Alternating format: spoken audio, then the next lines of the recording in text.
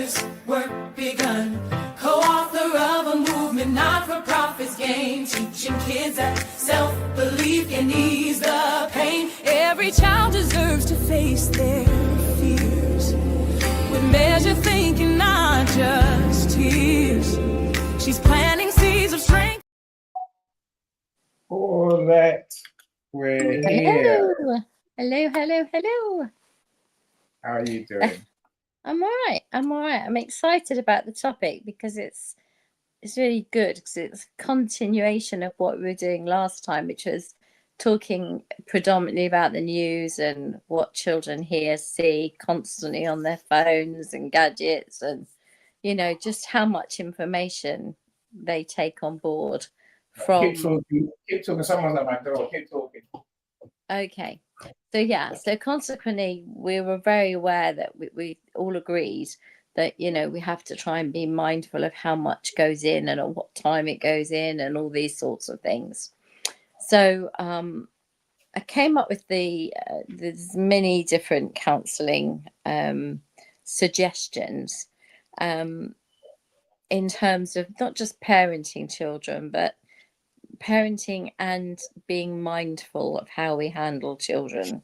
So we should always be consistent. So if we say, bedtime is X, or you don't get to watch that, or it can't be dad says I can and mum says I can't. It has to be consistent. So consistency is really important in relationship for the child. Giving comfort. So if a child hurts itself, or if a child is unhappy or crying or upset about something, never ever scold them for crying, because crying is an absolutely natural reaction to something happening to them that makes them want to cry, and that crying becomes a release for the pain. So comfort is really important, and it should come from both parents, or if there's only one parent, if there's whatever, 2 men, 2 women, or a normal, like where we call normal, dare I say it, husband and wife, team. But, it doesn't really matter where the comfort comes from, but it should always be there. And so consistency and comfort. Remaining calm. I am the world's worst at this. So I can't say with my hand on my heart that my reactions are always that of a calm person. I might be somebody who is a little bit likely to fly off the handle, or overreact, or want to go to war when maybe it just requires a phone call. I can be, especially where my son's concerned, not calm.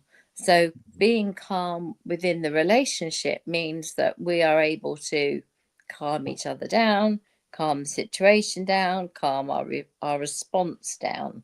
So being calm is key.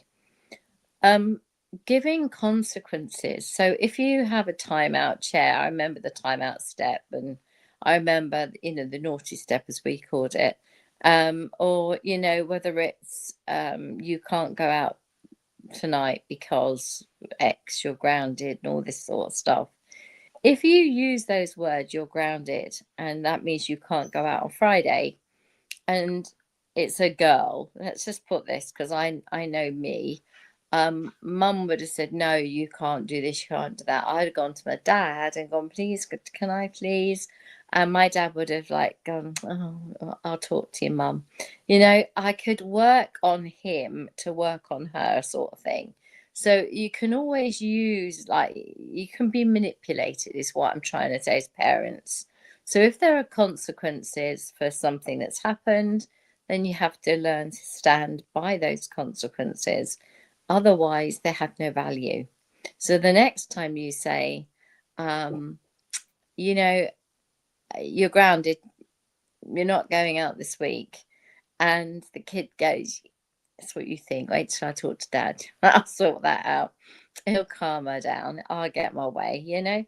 That consequence thing must be something that you both stick to and stay together, united on.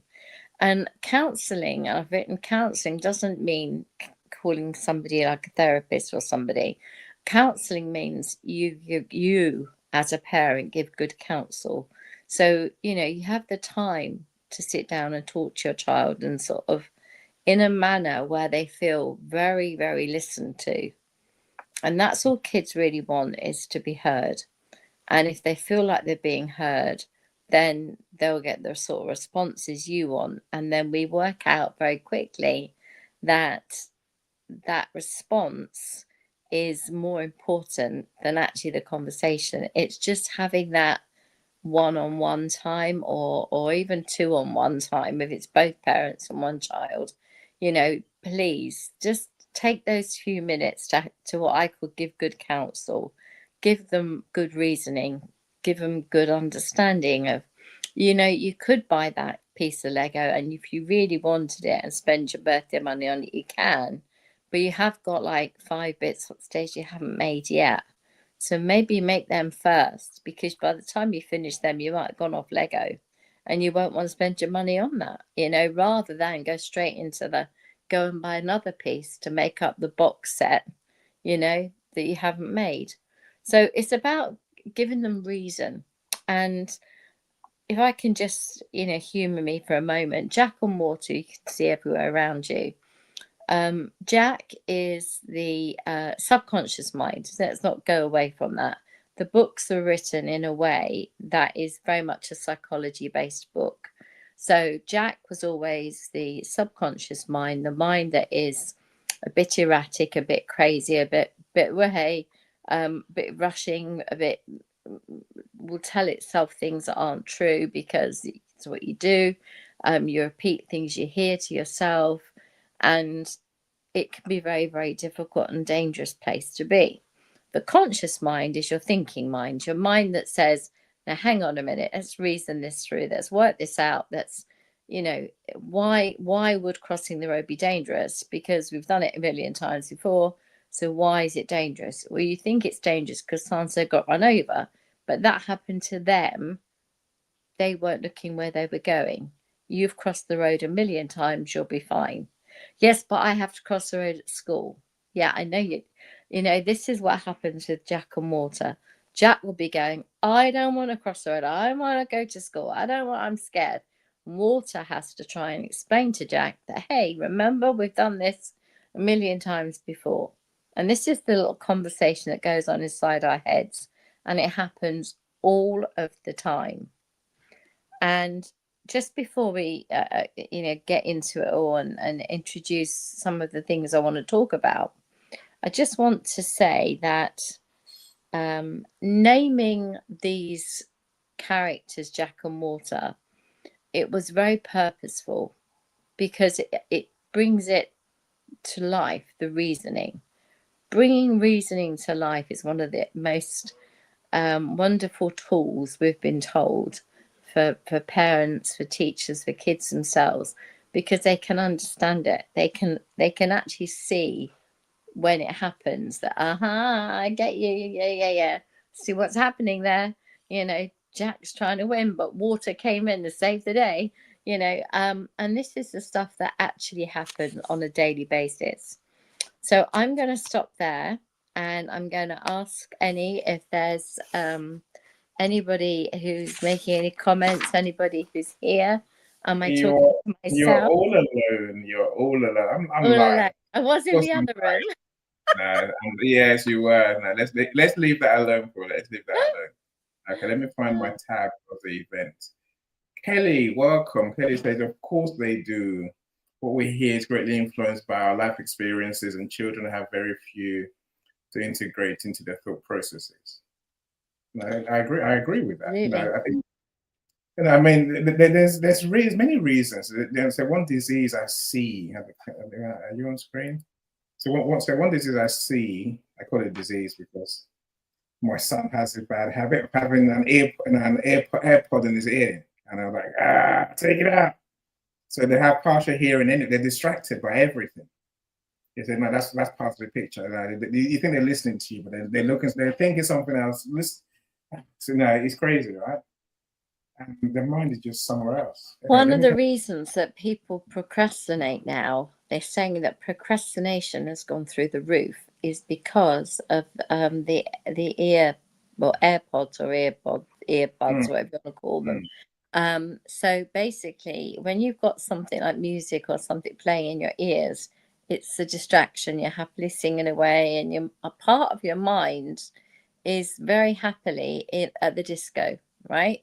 Having a great. This us trying to talk to them at the same time. And then you've got the teacher or somebody trying to come have a conversation with them, or your parent, and they're away, they're at the disco, or they're doing their thing, having their own personal thoughts or whatever. And it's really, really hard to get through to kids who are doing that. So absolutely, that's a perfect example of why. I mean, they're a good thing and they're a bad thing. They're great if the kid wants to use them for learning tools. They're not so good if they're using them to lose themselves, because part of the AirPod thing, part of isolation, COVID gave us isolation. It taught us something, that actually we can live in isolation and be normal, and it not be the end of the world. And so, as a consequence, what that means is for us that we are now in the position where we say, oh, well, it's okay to spend X amount of hours in your room. Well, it isn't. If you've got a family, be part of the family. Don't just come down, eat, leave your plate, off you go. Unless you're studying. If you're studying, fair play.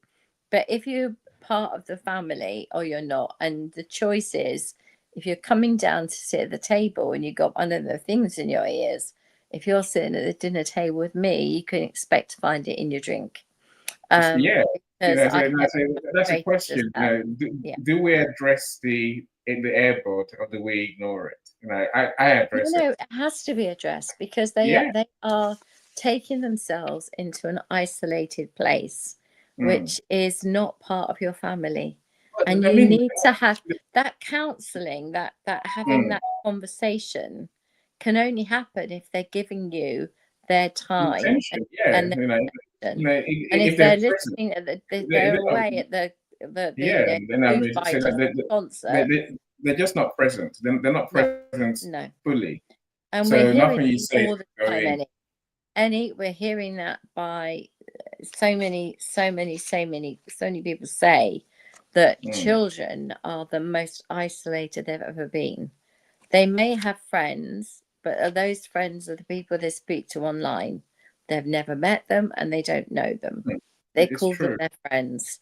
And the friends they play games with, the people they chat to, on a regular basis, but they're not their friends. They're not real humans that they know. They are people that they're humans. But they're not humans in the no.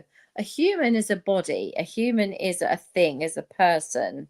And a voice down a phone, a voice down a gadget it could be anybody. Paulette, we mustn't assume. I mean, take Ben when he was younger. He was on Roblox, and my foster brother came in. He was a policeman, and he was working on the paedophile and drug. It was horrible. It was a really worst time, I think, for him, in terms of what he was doing. And he saw more men's backsides than I can care to tell you, he told me.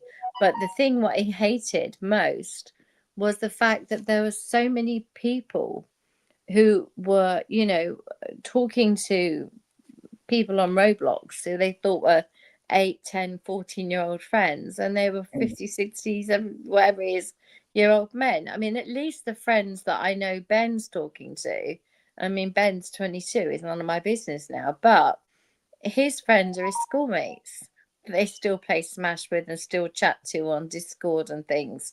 They're real humans that he's known from when he was at school.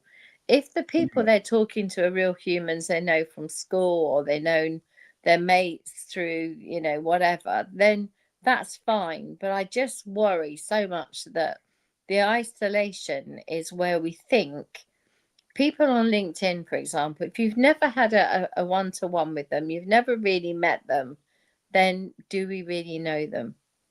And that is one of my big questions. You You know, see, we need to meet everybody we talk to, we really do. Here's the issue we have these days, Paulette. The kids will tell you it's my friend from school, so that they know this. Does that make it better? Not really, because they're still not present. They're still not there 100%. You know, and of course, many parents we talk to our kids when they're playing their game back to us. You know, we talk to them when they're looking at their phone, doing whatever they do on social media. I say, now, literally, it's very rare we get that 100%. I told you there are people that text their children to come down to dinner, and I was so shocked by that. And then I think Joni said, yeah, I'm guilty, I've done that. And I'm like, well, if they've got their AirPods in and they're on their gadget, they won't hear you screaming up the stairs, come to dinner.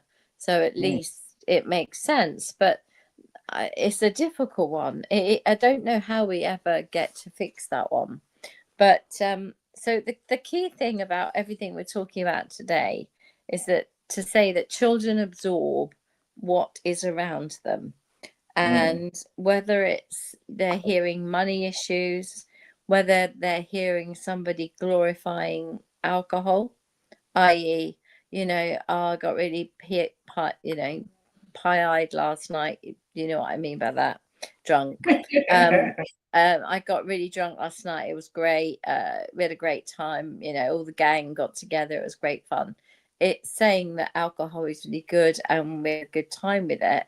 You have to be mindful that that message doesn't go down to kids. It's great to drink. Go get drunk. Go have a good time. That doesn't mean you shouldn't have a party. It doesn't mean you shouldn't have a good time. It just means we have to be a little bit mindful that that conversation doesn't go the wrong way. Let's say drugs, the same thing. If we say something about drugs, make sure that we're saying the right things about drugs. I always joke, I need drugs, like this one, the pain has got too bad, right? I say it all the time. And I say, I need drugs. You know, like a child would do this for wanting a water or tea or milk or whatever, or chocolate. I'm like this for drugs. But it's a big joke in our house, but only between like the three of us, or any you've been party to that. But there are many, many people who would probably be horrified, but it wouldn't go outside this, you know, it wouldn't go outside of our room of me being that crazy about it. We never want our children, this is a good one, again, remembering that these things that I'm telling you now all sit in our subconscious mind. And when I started really deep diving into psychology, I really understood that we all carry so much baggage, and me probably more than most, but we all carry a lot of baggage. And it sits there in our subconscious mind. And you know what? It's like the worst kind of, like, and he's got a mouse problem. It's like the worst kind of mouse. It comes back and it haunts you and it laughs at you and it smiles at you and it runs off and it comes back, nicks your cheese, runs off again. That's what a subconscious mind does with something you don't realize. It plays you over and over again. So if you've heard that your parent is disappointed in you, that will just go on loop. My parents disappointed in me. I disappointed my parents. This is terrible. I disappointed my parents, right? That is what happens. That is the message that goes on in your subconscious mind. I'm a disappointment to my parents, right? They may have meant they were disappointed with the grade of that test. One test, one issue, once. We now make it into something we carry for life, right? Let's give you another one.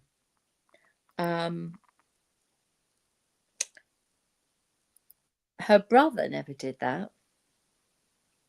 We never had this problem with her brother. That tells you that your brother was a much better person or a better something than you were, right? So if you overhear that, that is gonna really mess with your head. and you're going to carry that forever, and you are going to try and outdo your brother in everything in life, right? He gets a Mercedes, you'll want a Bentley. I mean, it will be one-upmanship for life. And without even realizing it, the parent said something that was never meant for your ears. And what they were really saying was that the son was easier to manage than the daughter. That's really all they were trying to say. But what you heard was you weren't good enough, right? Body dysmorphia. This is a really interesting one. This came up because there was a study done about children being unhappy with their bodies. 12 and 13-year-olds were so unhappy with their bodies because some who had sort of started puberty had started to grow little boobies and were allowed to wear bras and felt like they were women. And there were others that were flat-chested wearing their vests. And the problem that was happening was they felt like their bodies weren't good enough, and they'd go to their parent and their parent would say, oh, well, I wish I never had these great big things, they drive me mad, they get in the way all the time, and da, da, da, da. You're like, well, hang on a minute, I really want them boobies, you've got boobies, why can't I have boobies like those, you know? And it messes with their heads because they think, well, do I want big boobies? Do I want little boobies? You know, all of a sudden we're giving them this big issue about boobies, but all it matters is they've just started puberty, for God's sake. Let's give them a time to grow whatever it is they're growing into whatever shape they're going to grow into, and then let them have a problem with it if they have to. But body dysmorphia is one of the biggest issues that young teenage children have. So that is a huge difficulty, and we must be very mindful that we're not always moaning about our bodies, especially not in front of our kids, because that just says this is the route forward. You know, you're going to be like me, you're going to have a bum like me, God help you, you know. You just don't want your children to take on your issues, your problems. Critical comments about, now this is a good one. Okay, this is something that this one happened to me. You're like this. Critical comments about grandparents, right? So I said something about my mum to Charles, thinking Ben wasn't listening. Ben heard it, then went and told my mum. Then my mum says, can we have a little word about, I'm like, yeah, what's wrong? What's the problem? No, nothing about whatever it was. And then it was, look, if you don't want me to give him a Greg sausage roll, and you don't want him to have a hot chocolate every week when we go to on the bus or whatever, you know, you've got to tell me. Because, you know, if it's not what you want, how do I know? And then, oh, and he's not allowed to have Coke and crisps. Ben told me you weren't happy, and I was like, well, no. What I said was, I'm surprised Ben doesn't go bang, because from the minute he walks through your door, he is having food and drink thrown at him every 5 minutes. And my child is like Pac-Man. He was just coming along, just, you know, taking it all on. Yum, yum, yum, yum, yum, yum, yum. Didn't matter what it was. You've just had a Coke. Would you like another one? Oh, yes, please. Yum, yum, yum, yum, yum, yum. Pac-Man comes along. And this is how he was. And, you know, oh, donuts come in fours, in yum-yums. Yum-yums come in fours. Oh, yum, yum, yum, yum, yum, yum, yum, yum, yum. And this is how, and I'd say to him, well, how many yum-yums did you eat? 3. How many did Nanny have? She had 1. Why did you have 3? Because they're 4 in the pack. Duh. You know, how many sausage rolls did you eat? 3. Well, you can't eat 3 Gregg sausage rolls. They're bloody whoppers. Yeah, I did. Because Nanny only wanted 1 and there were 4 in the pack. And it's like, but could you not have left 2 in the fridge for another day? You know? No, because there are 4 in the pack. So it's about me saying that I was being critical of her. I wasn't saying she shouldn't treat him to things or have a good time with him, because he loved going over there and her treating him and everything. But, you know, one Coke is enough for a child in a day, you know, like Diet Coke even, but one a day is enough. You know, he was literally Pac-Man-ing it every couple of minutes. And then, like I said, they always finished everything off, and Ben seemed to be the one that was allowed to have whatever he wanted. So yes, I made a critical comment about his grandparent, and it went straight back. So, you know, be wise. If you're going to speak about your caregivers, your grandparents, your teachers, anybody you're going to speak about, neighbors, believe me, your kids will repeat it at the most inappropriate time. So that's something to watch out for. Um, I think money issues is one that I've got as Hold a. on, hold on. Oh, Let's we're going welcome. back to the sausage rolls, aren't we? I No, know. yeah, we've got many friends here, so let's Okay, welcome let's them. say hi. My problem is that you're split between my LinkedIn and here on StreamYard. Mike, we see you. Thank you for the song as always. Glad you're here. So Nat is here as well. I'll come back to the comments in good time. Nat is here. Lexi, how you doing? Hello, darling. Look forward to meeting again on Thursday. So Sam's here as well. How you doing, Sam? We don't see you as much, Sam. Daniel's here as well. Yeah. Dr. Melissa. Hello, sweetheart. Oh, Zomzi is here. Okay, so maybe all of you are here on StreamYard now because you weren't here a few minutes ago. Mr. Cyrus, how you doing? So Alexis is here as well. Hello, Alex. I'll start the group chat after our show, Alexis. We'll definitely work to do in our new friend's book. Oh, okay. Curtis, how you doing? So Dr. Lisa's here. Dr. Lisa. Michael's here. Michael. Welcome. This here, Jason is here. Jess, sorry, Jesse, you're here from YouTube, so that's pretty good.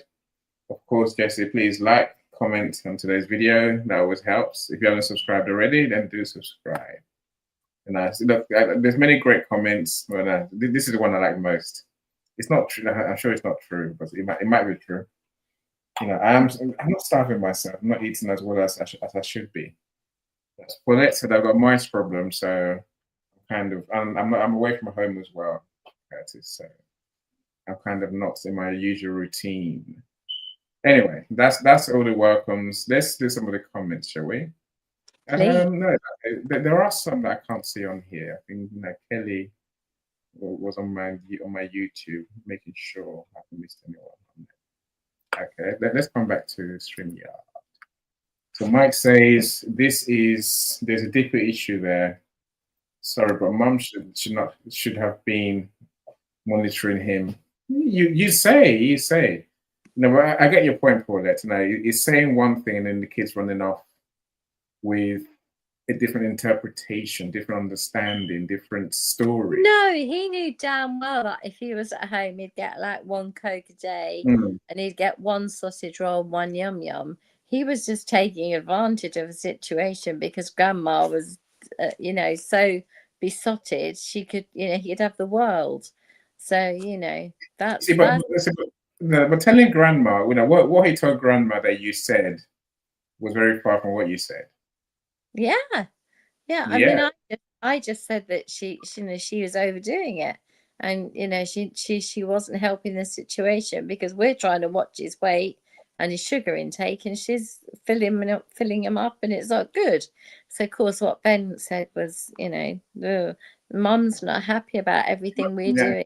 She said you always overfeed me, and I'm gonna explode. Yeah. That was pretty much the way, Ben. He would have been very dramatic about it, or Mum says I'm only allowed one sausage roll and one yum yum and only one cup of Coke, and I'm not to have any more. And he really would have. I just can imagine hearing him telling her in great detail what a terrible parent I was for stopping him having what he needed and wanted. Yeah, for sure. But what Mike's saying is, if you know yourself and you can heal yourself, absolutely. Watching your children grow up to be the best version of themselves, but with the best help. so that they don't end up with this subconscious mind constantly telling them they're not good enough, they're not as good as their sibling, or that their parents were disappointed in them, or that they were greedy, which is the thing that Ben came back with. I'm greedy. And I was like, where did that come from? Well, you told Nanny I was greedy. And I said, well, maybe I didn't use that word, but I think I did. What I meant was that, he was a Pac-Man, da, da, da, da, da, da, da. He will keep eating because that's what children do. If they like it, they'll eat it.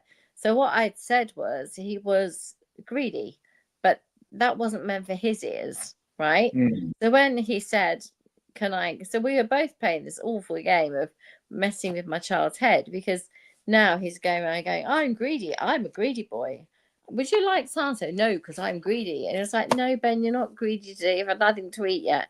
You're allowed to have breakfast. No, I'm greedy. And it's like, every time we mention food, you throw that at us, Would you like a banana? No, I'm greedy. And it's like, oh, right, okay, I'm bored with this now. Starve. And then he'd come and get himself what he wanted. But he punished me for a day or so because it made me realize this is when you get misinterpreted, because they hear one thing and they translate it into something else. And this goes with money worries, is one of the biggest ones that comes up all the time in couples therapy or children family therapy, is dad always complaining. And I use this because this was what was in the day when I was doing it, was dad always complaining about the amount of money mummy spent, right? Mummy spends too much money. And I would say, okay, so what does mummy spend the money on? Makeup, okay, and lipstick, okay, and what else? And vodka, okay. Anything else? Well, clothes. But does she buy stuff for everybody or just for herself? No, just for herself. And I'm like, okay, fine. Get in a conversation with the dad. So the dad, okay, what is going on exactly? Well, she's spending more than we can afford, and we're going to end up with credit cards coming out our ears, and store cards, and this card and that card, because she's lost a lot of weight and she's been buying all these new clothes. So I said, well, you can understand her needing a new wardrobe if she's lost a lot of weight, but obviously within budget. So I said, what about buying lots of new makeup and, oh yeah, and getting her hair done. That was the other one the child said. Oh, she's always getting her hair done. And so he said, it's like he was listening. And I was like, no, it's not like he was listening. He was listening, right? I've got verbatim. She spends too much money on clothes and hair, too much money on makeup and lipstick. I said specifically lipstick. Oh, and shoes was mentioned. And this dad was just looking at me horrified that his child had heard absolutely every word of their conversation. So then when I spoke to the mother and I said, this is what's being discussed, and how do you feel about it? And they were like, oh, this is quite difficult. How do we get around this one? And I said, what do you mean? And she said, well, I thought I was budgeting really well, and I thought I was only spending money that was spare. So if I've gone wrong or gone over the top, I need to work out what to do.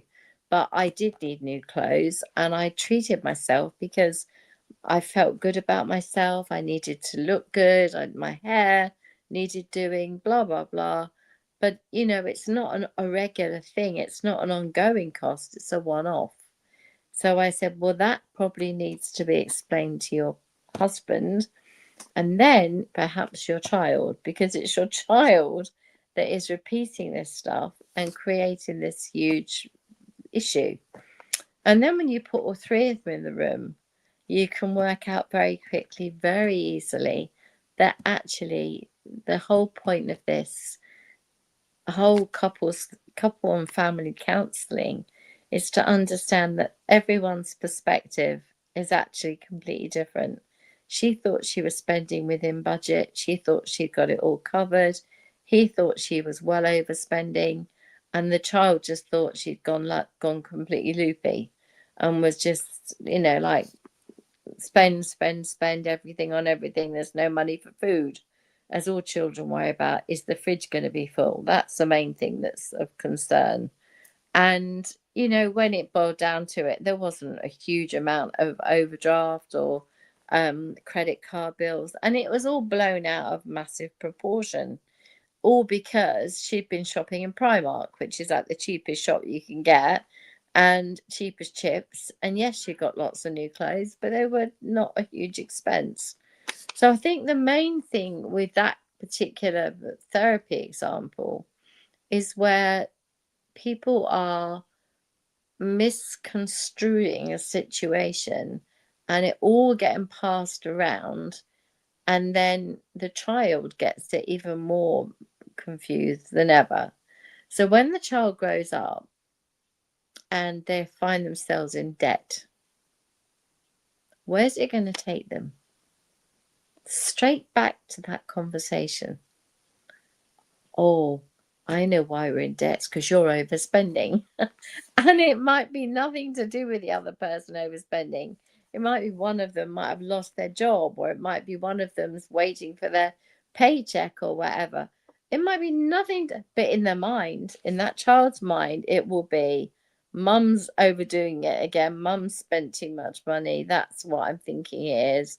And all I'm saying is that all these things that sit in our subconscious mind, they are so embedded. It's like they've got like little leeches. They hang on and they don't let go.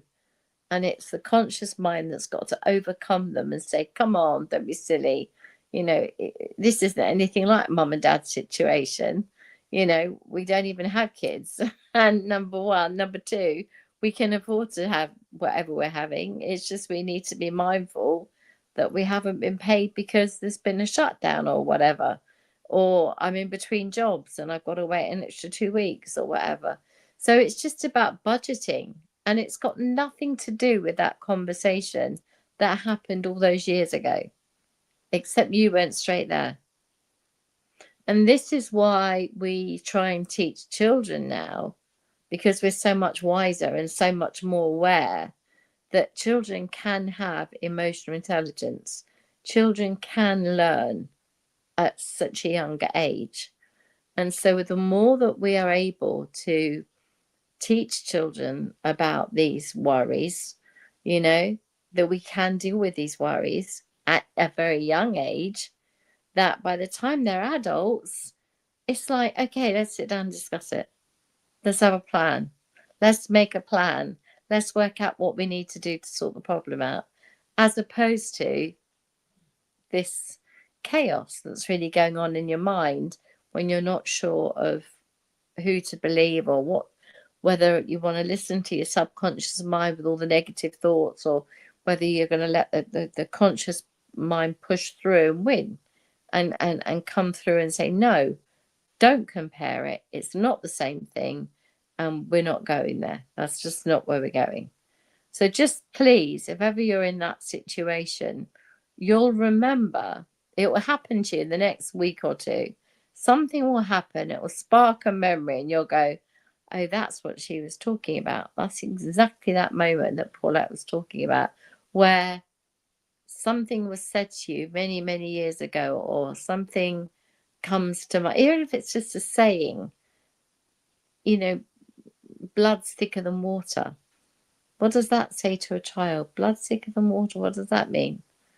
But as you get older, you understand blood thicker than water. That means that if you're not my blood relative, then you don't mean as much to me as you would if you're my blood relative. And if you've been adopted, that hurts, right? If you've been fostered, that hurts.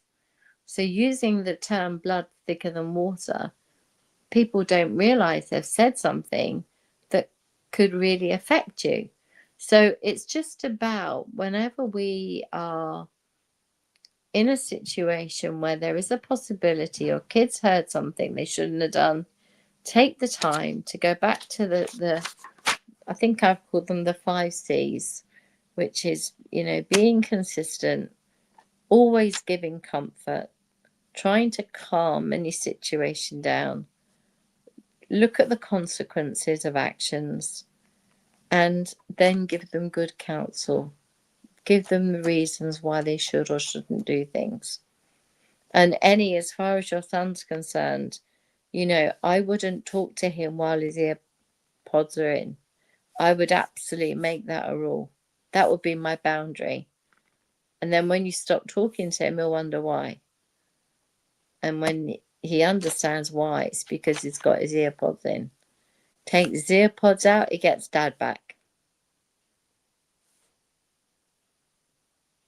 That's exactly what happens. And I say in my house, you know, I'm happy to have the fight with him and try and grab his earbud because he has to, you know, you can't have it in while you're talking to me. So, you know, I don't care what drama it causes, but it's not going to happen. No. I can't think of anything more rude. And maybe it's like you're talking about Pac-Man. For those who are too young to know, Pac-Man was probably the first computer game that we ever saw, right? And you know, literally was this round thing going on screen eating dots. That was the game. So the dots would be here, and it would come along, and it would. Where's my pen? Hang on. So the dots go dot dot yum yum yum yum yum yum yum yum.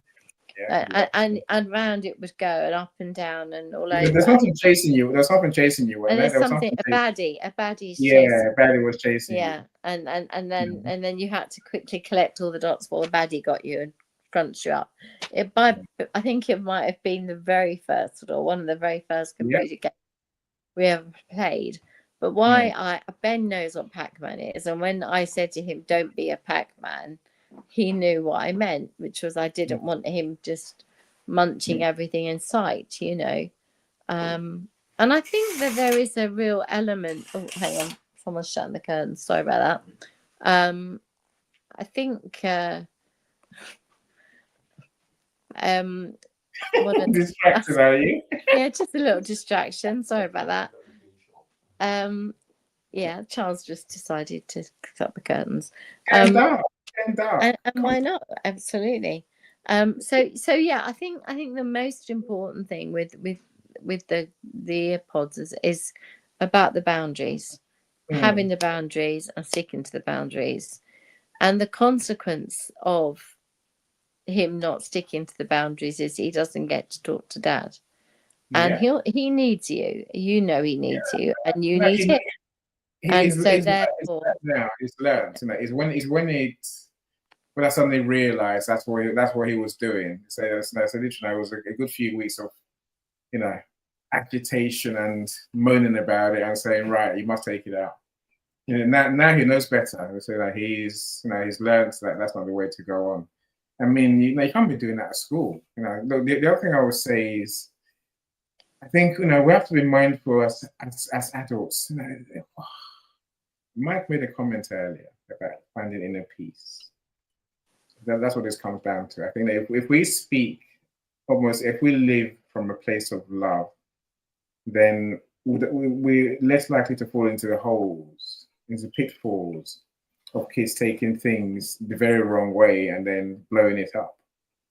You know, I'm not saying they always understand. I'm saying if we don't bitch about other people, for example, you know, if we don't snap about the grandparents, friends, whoever, you know, then our kids will not hear us talking like that. But that comes from us not having those thoughts in the first place. Oh yeah. I mean, I'll give you an example, which is one that I may have used before. People who've heard me before, I apologize, but this is really important, and I make this point, and not because I'm against advertising, because I'm not, and I understand the reason why we have adverts, specific adverts. But there was an advert on. Ben would be about six, maybe five to six. Kid's very smart and watches television or whatever. And in between one of the programs, there was this advert for water aid, and it said every 3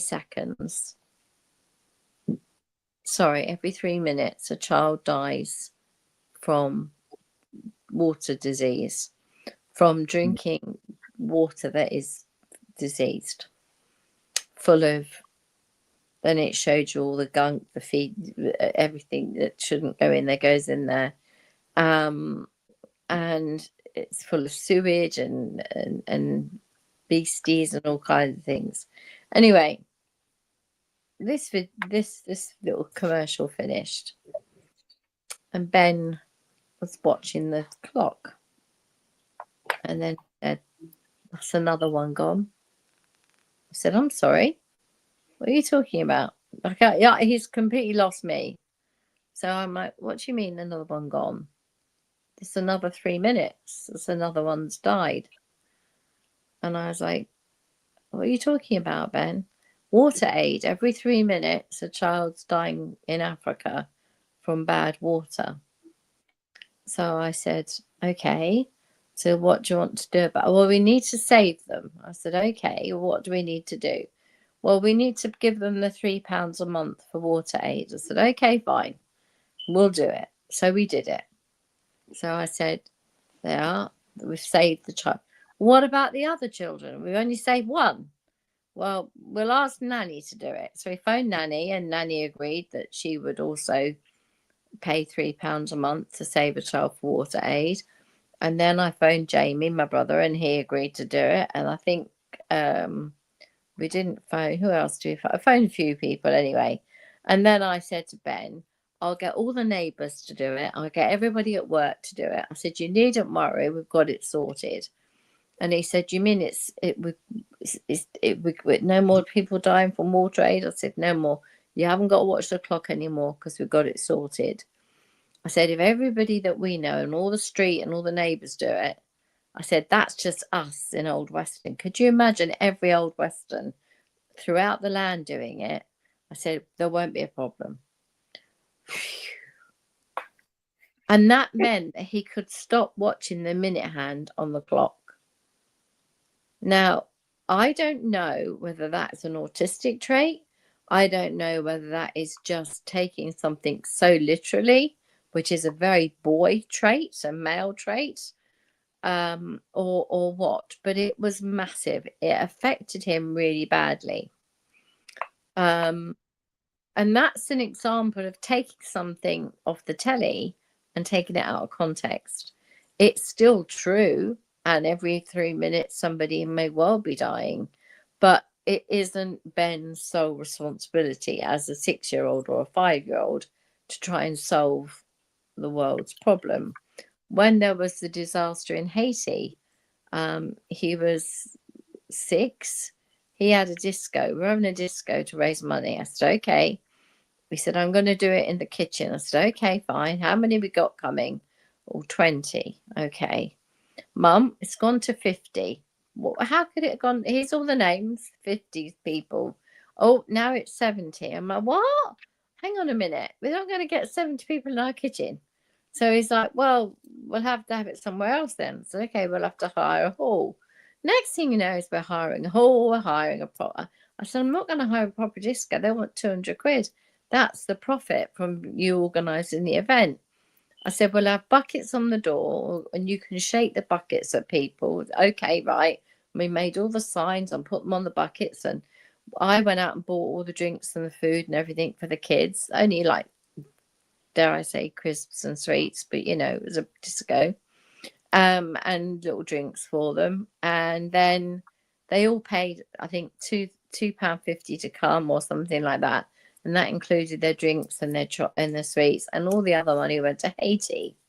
Well, he ended up raising £127, and I was the DJ, which was hilarious, but we won't go into that. But the point was, he raised this money and we sent it off to UNICEF, and I put a letter with it saying that he'd raised it because it was so important to him.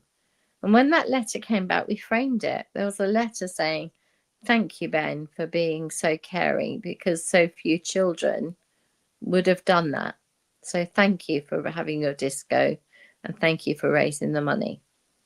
Ben believed he single-handedly solved the Haiti crisis, right? Now, I couldn't tell him differently because that's what he believes. And the other day, a few years back now, he went off down to Tesco's, first year at uni, and they're buying a Christmas tree for their little room. And this guy jumps out and says, "Want to buy a guide dog?" And Ben's like, "Well, of course, but I've got a Christmas tree and I'm a student, and why don't you have two?" He said. So Ben was like, "Oh, okay, I'll have two." So then he phones up and says, "I've ordered two guide dogs and I don't think I can afford it because I'm a student. Could you have them?" So then Charles had to pay every month the direct debit that Ben had signed up. Charles would transfer the money to pay for the guide dogs that Ben signed up for. So no, we haven't done a good job of bringing our child up. He is as soft and mushy as you would expect him to be. Some would say we've done a good job. I don't know. I'd like to think we've done a good job because someone who cares is more important to me than anything else. You know, he's happy and he's And kindness. you know, he's kind and he's also giving himself a chance for a good adult. Yes. I think that's ultimately what we're aiming for. That's my goal as a parent. Give Absolutely. you Yeah. a chance to have good Absolutely. choices. You know, Yeah. make you perfect? No. No, not at all. Especially not when he phoned up Dad and said, "Oh, a child's got a letter to say that Moose and I think the other one was called, I've forgotten it. Grace and Moose, they were called. Grace and Moose. We kept getting little pictures of them and how they were getting on and everything. And then here's the best part: Grace and Moose have now moved on and become guide dogs. But the good news is we've now got this one and this one because it carries on. And would you mind terribly? And you just got two new ones. You got two new puppies, and we're like, oh well, whatever. And these aren't Ben's puppies; these are our puppies. So he can, he's a grown up now. He's not. His aren't 3 years on. His aren't puppies anymore. But the thing is, I love the fact that he did that off his own back, and he thought it was a good decision. And then went 20 quid a month. Bloody hell, can't afford that. I'm a student. That's like can't have that. There's no Nando's, that is. So Pac-Man there, Nando's, can't have that, Nando's. But the point that we're trying to make here, folks, is, and this is really important, is one example of a situation that Ben did. And I'm going to tell you this because you'll find this hysterical. He used to phone everywhere he went for my mum. So he'd phone for voting for X Factor, voting like the showing Nanny how to phone up to organise the water aid. He'd get on the phone and do it for her. And he always liked to pick the phone up and make all the calls and everything. And then we found him we walked into his playroom and it got on the television, and there was a lady in a very scantily clad outfit, not nude, scantily clad, and she got a phone and she's going, call me, and there's a number on the thing. So Ben said to me, I'm just going to give her a call. And I said, Ben, give me the phone back. So he's got the phone off him, and I'm like, why are you phoning her? So he said, well, I phone everybody.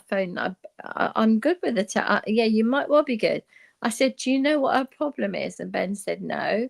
I said, the problem is she's lost her clothes and she only wants people to phone who know where her clothes are. So if you know where her clothes are, phone her. If you don't know where her clothes are, then don't phone her. So Ben was like, well, I don't know where her clothes are.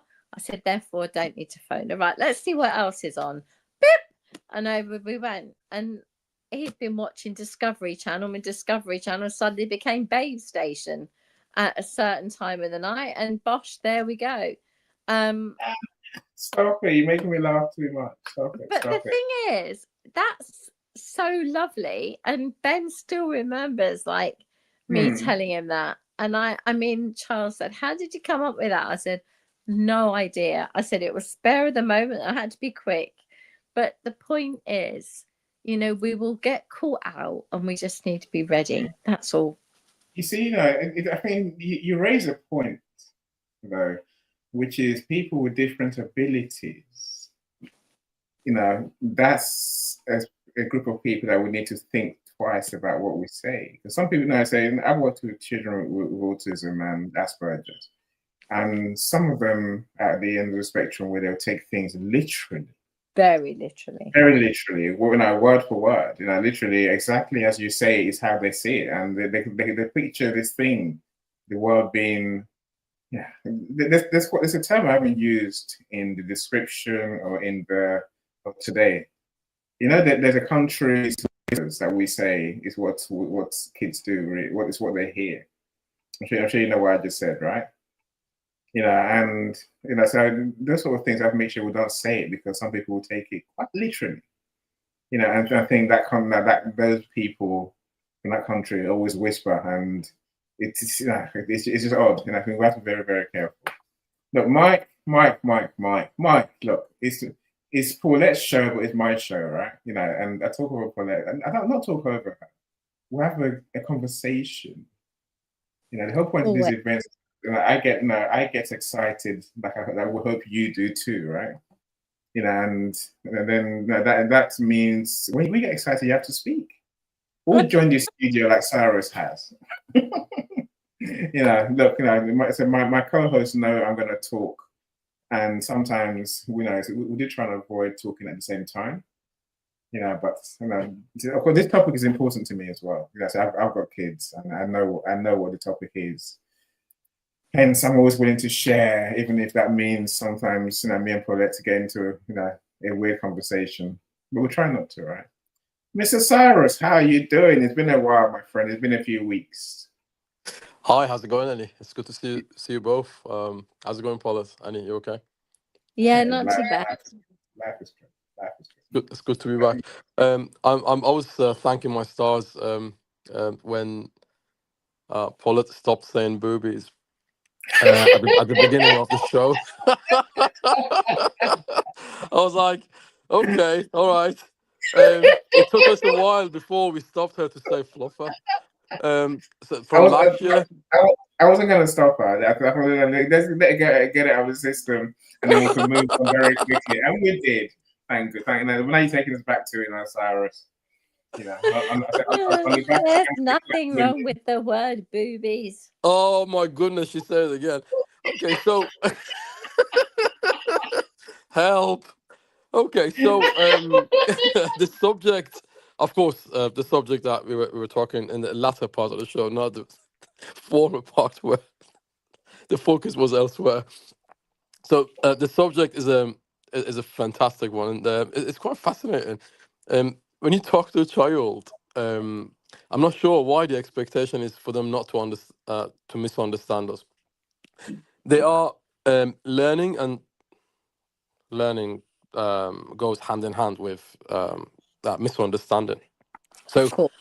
yeah, so I'm glad you agree as well, Paula, because some parents expect kids to be like on point with everything, like adults are on point with everything. And if adults were on point with everything, the world would have been a better place, wouldn't it? So when it comes to misunderstanding, I think it's not just about lack of information.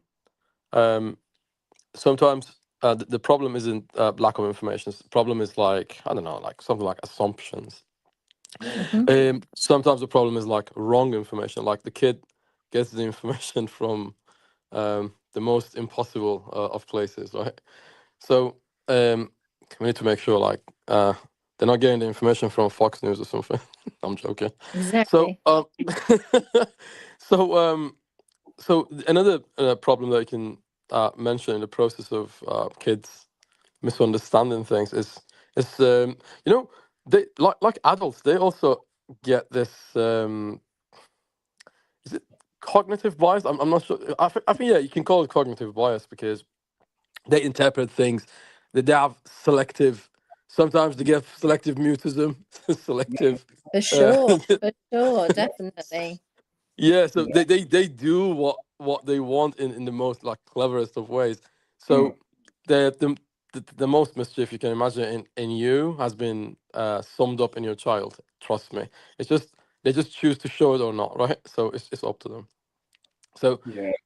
so in a way you and your partner's like naughty side or the things in like that are not acceptable, you're not supposed to do, the things that you label as naughty, that they're not supposed to do, genetically you have passed it on. Okay, so we For should sure. open an account in the bank of accountability, right? As they say, Absolutely.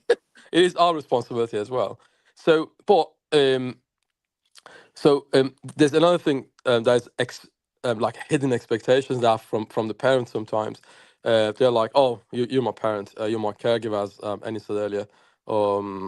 You've got to you've got to understand what I want, and they think the parents are magicians who have like prior knowledge about everything. And also, one thing that I've realized that is a massive play in this game of misunderstanding between parents and children is the context mismatch, because they say something with a like pre like they remember the last mood you were in, and they kind of try to punish you for the previous mood that you were in, that they didn't like, really, they didn't appreciate, and then they hold you responsible for it. And it's not about misunderstanding you, it's about reminding you the last mood that you were in didn't go down well with me, really, right? So that's another thing that that you face. I mean, as a parent, you face when you're dealing with a child. They remind you. They're very, very clever on like multi-level clever, and they remind you the last mood that you were in is not acceptable or was not acceptable. And also, um, one last thing that I wanted to mention is I mean, not just them. We reconstruct memory. We don't remember things. We reconstruct data, right? So when you reconstruct data, the chances of mistakes goes higher and higher, right? So and by the way, we remember things in black and white. Um, I'm not talking about absolutism here. I'm talking about like we remember things literally in black and white, and we remember things from the profile of things. So if I ask you to imagine a vehicle, or just draw a vehicle in the space above your head right now. So you're gonna draw a car. Almost certain that car has been pictured from the profile, from the side of the vehicle, not from the top. Okay, most people do it from the side. So the things that you remember are in black and white. You remember things from the side, and these are some universalities. So another universality is that we reconstruct things. You remember things. You remember the last time you remember that thing. You don't remember the thing. You remember the last. So I remember the last time I had a conversation with Paulette. I don't remember the conversation with Paulette, right? I remember the last time I remembered the conversation with Paulette. So you remember the memory, not the event. So Mm. that can distort that memory a tad bit, right? Thanks, guys. I think that the two things there, children, and I'll say this, and I've said it many times before, are masterful manipulators. They could be, spies at the age of 5, 6, 7, 8, because they've got more tactics than we ever had, right? So they are literally mini 007s, because they are masterful manipulators. So they will be able to use against you, like you said, the mood you were in, the voice you used, the tone, the words. You said I wasn't any good. You said I was useless. You said this, you said that. You expected better of me. And these aren't just conversations face to face. These are conversations that you've overheard. And then that memory stays with you forever, that you'll never ever reach your parents' expectation, because you'll always keep reintroducing that memory over and over again, till in the end, what was just a minor grade on a minor test that meant very little now is a lifetime of weight on your back of not living up to your parents' expectations. And that is something that I've spoken to people about time and time again, shedding it out of the back of their rucksack, getting rid of it. It's got no value. Why carry that kind of burden when it actually didn't have the value that you're attributing to it. Because like you said, Cyrus, you remember it over and over again, and you remember it differently. You remember it, and you actually will take that memory and appertain it to different things, not even the thing that actually it was meant to be referring to at the time. You just have this ability to go into a spiral of attaching it to different things that you think, well, that's another time when I didn't reach up to their expectations or whatever. And that's very, very important. Oh, we've got Michael here. No. For me, I think it's a selective remembering and selective piecing together of information. I think I take away from what Cyrus shared. No, this is Sharon. Welcome. I see you. Sharon says the impact that you have doing, well done for the impact you're doing towards creating this space, not only for children but for everyone, right? I think Cyrus's point about our selectivity in remembering, our selectivity in understanding, it applies to think of crimes, witness statements, for example. People make up their own fantasies of what they saw. They never saw that person, never saw that car, never saw that thing. But in their minds, we can tell ourselves that's what we saw and convince ourselves that's the fact, right? They will do this every day. So kids do it very well too. Of course they do. There's no place, there's no memory, as you say, Cyrus. There's no place where our memory is stored. So essentially, we're piecing together different bits from different parts of our brain. And sometimes we just deliberate. It's sometimes deliberate. We used to get it wrong. We'll put the wrong piece in the wrong space in the puzzle, so to speak, right? And we give importance to the wrong thing. That's key. It's about giving the importance. What do we give importance to, and what do we value?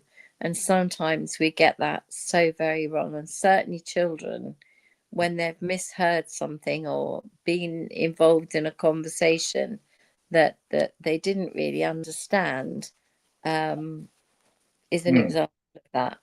Yeah, Mike says, when they're overloaded without help, that overload can be traumatic. That's our point today, Mike. That's exactly the point, right? I see many more comments. Dr. Yvonne, I see you on my LinkedIn. How are you doing? Glad you're here. Oh, Banana's here as well. So, hey, Banana. You found the link to join the event. Alan sent you the speaker's link, but I'm glad you're here. So record statistics here, respectively, are not accurate. Never overgeneralize life lesson. My eyesight's going for it, I swear. I can see that in the end.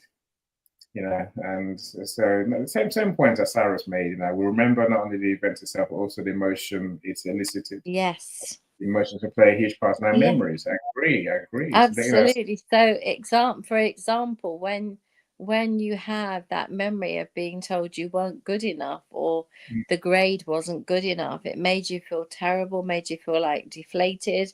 That's what you attribute to that memory. So yeah, but I love this selective recall. Yeah, that's absolutely right. Selective is something that we learn as we certainly get older, and children also have a habit of wanting to look for the good in people. Generally, children want to look for the good. And it's when they are surrounded by negativity and bad things that it confuses them, and they ask lots of questions, and they feel like they need to be on somebody's side, because that's the way, for example, with war, like, you can say, oh, this one, that one.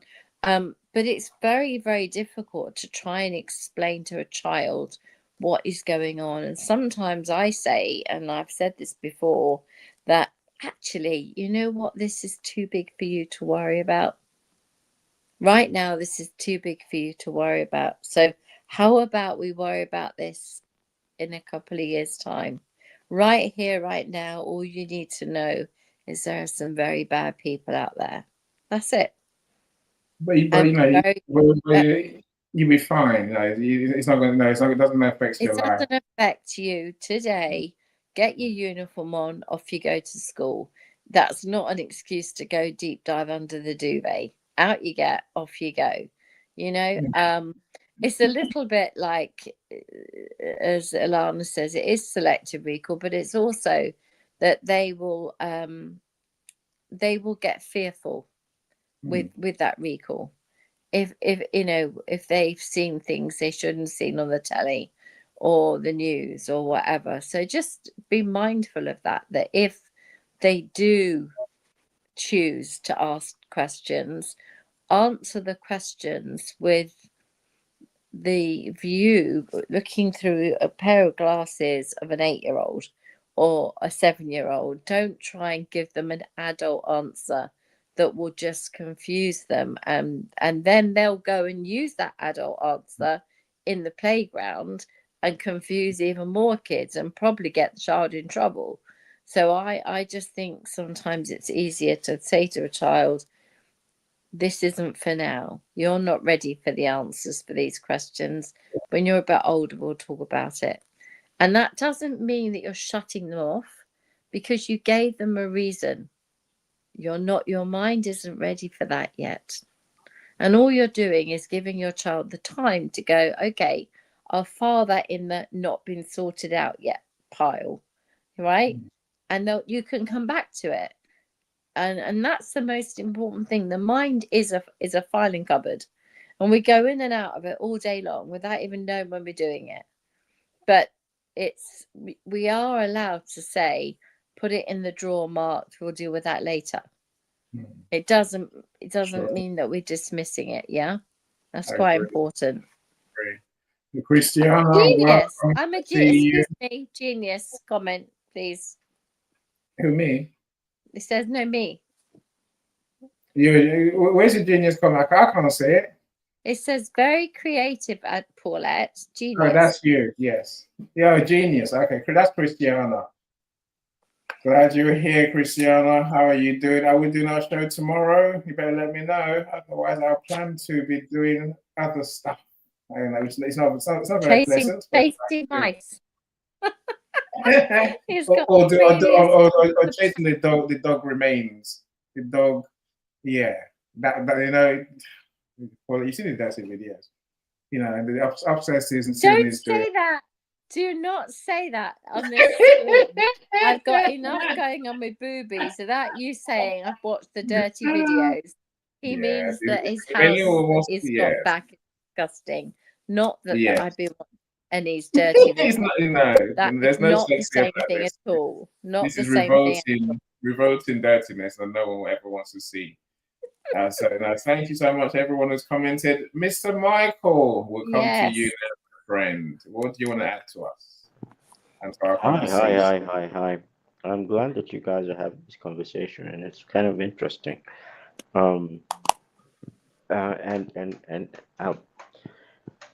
Especially with respect to selective, the word selective, and its application to a lot of other things in life. But it's particularly interesting that selectivity has become a buzzword because of how, let's just say, how attention is being looked at, where you can do how you can look at attention, and it basically looks. And I basically identify this because you go into it a little further. If you go into it a little further, we talk about selective attention, and that's which is becoming more and more frequent due to people being disconnected from realistic interfacing. And when I say real interfacing, I would say something like human to environment interface, human to human interface, or either human to AI interface, as well as human to animal interface. I think you'd find that humans are currently spending more time interfacing with AI as opposed to interfacing with all the others. If you want to take that into consideration, since AI has become available and around, It's a field that has grown, that kind of interface has grown significantly and is growing even more significantly. It's not only affecting our children, but it's also affecting adults as well. So I believe that what Paulette is highlighting can be applied to adults, not just children. But adults also have this problem as well, because we have to take into consideration that adults did come, they began as children and became adults, but they did not leave their childish ways behind. They interfaced or adapted adult ways to manage themselves, and so that's why they call themselves adults. But still integral to them, deeply integral to them, they're still children. So, what do you have to say about this, Paulette? I'd like to get your ideas. I think that, as you say, adults are just grown up children. So absolutely everything applies to everything we say. And if we were in an office environment, for argument's sake, and we overheard someone speaking about somebody or even ourselves, that same feeling of, oh my gosh, they're talking about me, I'm not good enough, or they're complaining about me, and actually they could be saying something very positive, but it's just out of earshot, so you're just getting the odd word. And people always say you never hear good things about yourself if you earwig. Earwigging being the term we use in the UK for over, like, listening in when you shouldn't be. And so if you hear a conversation and you think to yourself, oh, I've heard a conversation about me or something, that's gonna go straight into your filing cupboard that says, I'm not good enough, I'm disliked, people are against me, or whatever. And because we are having less and less face-to-face interactions, we're having less and less human to human interaction, we're having less and less communication with ourselves and with other humans. That means that we are less likely to compute that conversation as being anything other than they're having a conversation, nothing to do with me. If it involves me, they'll come and talk to me. But what we do is we'll go straight to the filing cupboard that's marked, this could be a problem. And it's absolutely not a problem. They're actually commenting on how well you handled a problem. But it wasn't for you to hear. It was a conversation about something you'd done. So I think the problem that we have, Michael, is that as time goes on, and as this we're only at the start of this cusp of AI and the AI interaction and the human, the loss of human, the need for human interaction. I think in years to come, we are going to have to go back a long way to re-engineering ourselves to want to spend time with other humans, not just to procreate, if I can say that word, with all the other words you said today, we're going to get in trouble for. But we're not just here on this planet for that purpose. We're here on this planet to have relationships. And I think that if we ignore so many of these very obvious signs, to me anyway, that we could end up very much losing our ability to have relationships as such, because our relationship guidance will come from a gadget, will come from a device that tells you what to expect. Or in an AI, how should she react if I do this and this? And then AI gives you the answer. Then you go and give her the whatever it is you're going to give her, and she says, well, I didn't want flowers from the garage. If flowers from the flower shop, great. These dead things, no thanks. I think there is a conversation here about, what is real and what isn't. And we just need to try and stay as far on the side of reality and the real world and just dip in and dip out of AI, because if we're not careful, it will become the controller not being controlled. That's my view. We just need to make sure that we control it, not it controls us. Does that make any sense, Michael? Yes, that does make sense. And it also poses another question. And this question is in regards to consciousness. Hold on. See, hold on, Mark. You can hold your question for Oh, a second. you want See, you want to have a go? Okay, no, go ahead. I agree with you. I think this is a human condition, as Paulette's saying. And I think partner, so any conversation that involves children and issues, I think communication especially, I think always comes down to we need to spend more time with each other. I think we can do that digitally, Paulette, whether that's through whether that's through ears or through seeing, right? So the IRL thing, the in real life thing, it's harder because we're more dispersed for this. That's just how life is, right? I think we can learn to live authentically in the digital space. I think it's us that choose to have shallow relationships. That's just messaging. So when it comes to kids, especially, I think part of the answer to today's question is spend more time with the kid, because your kid would then ask you more questions, as you were saying earlier, Paulette, rather than going to ask AI. There is something about, Sarah's mentioned it as well. There's one question I asked in the description was, where do kids get information from? The answer is social media half the time. Many will turn to AI in the end, as you're saying, Paulette. And that's a risk that we're taking. I think we learn to spend more time with each other and actually and be present during those moments. Do a Zoom call not because you have another reason, just other than just to spend time with someone. Get to know them. That we're gonna have to go there. I don't see how we can do otherwise. And then no, and I think like when kids go off to university, for example, this is Ben's 4th year.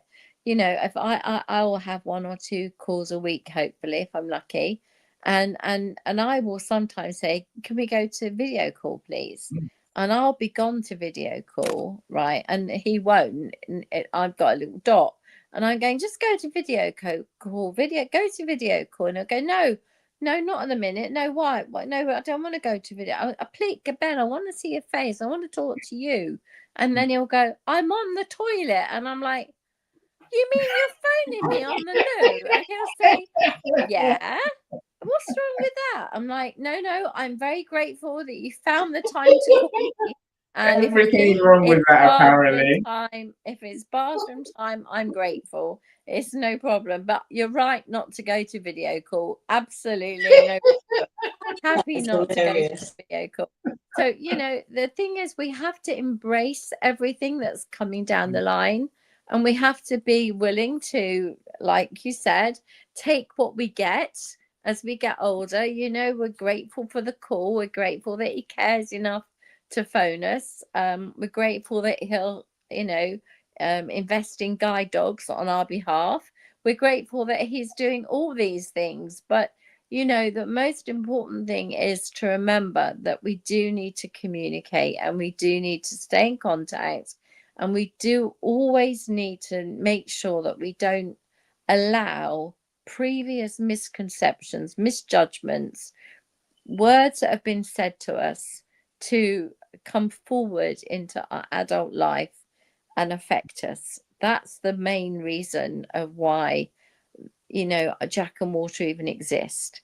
It's to try and stop it happening before it even happens. Giving a child the tools to say what is real and what isn't.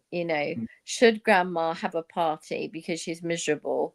Well, not really. It's the anniversary of her husband's death. She probably doesn't want a party, says Walter. Jack's all for having a party. His parties always cheer you up, and it's kind of like that kind of, the understanding, the reasoning side of talking to the non-reasoning side. And that's kind of what we're trying to teach kids, so that we can teach adults. You know, Yeah. the amount of adults that say the books have taught them or made them rethink about things. And I think that that is exactly what we're talking about here. And what, you know, what Michael, what you was talking about is, yeah, absolutely. We have to embrace the digital age. We've got no option. We're heading that way, but we must obviously, we must do it in a way that it doesn't change the relationship of the people in the relationship. Does that make Yeah. sense? Yeah. Or at least one that builds a Yeah, real it makes sense. But it also Oh poses my another question. And that other Another question is question. Go this. on then. Yes. We are just, as far as I can tell from what, you know, and this just dawned on me just a moment ago. We're just consciousness in physical Yes. form. And what we have done is create another consciousness called AI, which is just an amalgamation of various human consciousnesses. Yep. And that poses a question. Aren't we just communicating with one another, with another human being that's called AI? That is, you know, from our perspective, in it just in another body. 100%. 100%, because AI is an amalgamation of thousands of people that have answered questions and have spoken about certain things at different times and all different levels of intelligence. And this AI is an amalgamation of all of those things. And AI is a great tool to learn by. It's a great tool to have in your back pocket for reasoning and problem solving. Is it as something I want to have a relationship with, as in a proper me This and is, the we're talking machine? about psychological relationship. Yeah, the psychological relationship again, it's great, but it can Because be dangerous. that's the way I see students, humans, well, children are currently headed. They're I having a think you're right, psychological but you're relationship. wrong. I think you're right and you're wrong. I think that there is. So when you talk to kids about AI and everything else, my son automatically goes, it's a cheat, it does this, you shouldn't go near it, because that's what they're told at university. You know, we'll be able to find out if you've done X, Y, and Z. Will, you know, they are absolutely have it rammed down their throat. If you go near it, use it for research, go away and get some help from it by all means, but you stick anything in your thesis and we'll be after you and you'll be out of your university place. So I think there is a danger to allowing ourselves to rely on it as a relationship. So it's not your best friend and it will never be your best friend. It will be something you go to. And I think it will be something that psychiatrically you have to be very mindful that you don't give too much emphasis to the responses, because it will tell you what you want to hear. Whereas a human, another human, might actually tell you the truth. So it will never tell you your bum looks big in this, whereas a human, another human would. So what I'm trying to say is a relationship on a psychiatric level or on a psychological level, I would say yes, absolutely. But I think that they'll always, children know and are being taught that at the moment these devices or these AI information machines are tools. They are not there as relationships. Now, what could happen in the future, and things can change all the time. And there are bots now that they're making to look like adults and human bodies and human faces, and there's all kinds of stuff now, and some of it very dark and dangerous. The other day, there was a radio presenter had her voice recorded and they collected her voice because she's a radio presenter. So they collected her voice over a period of time and then they got that voice and turned it into a please send me an AI, please send me an Amazon card net voucher number. I forgot my daughter's birthday. I'm meeting her for lunch and I'm going to be in all sorts of trouble. Sent it to her friend, and next thing you know, there you are. That was her voice. And it was Zoe Ball, and Zoe Ball was like, oh my God, that's my voice. And she'd never made that call. She'd never done that. So all I'm trying to say is we always have to be mindful that these things, are, for all the positives, there are as many negatives, and we just have to be super mindful of that. Does that help? That explains. Um, Although I'm afraid that it does not alleviate my concern that in the near future there will be humans who will prefer to be with AI or have AI as a companion to a human being. Michael, I'm And sure I that say this because when before AI came out, when I was a kid and I was in England, and I was in school, I actually wrote a paper about hating human beings.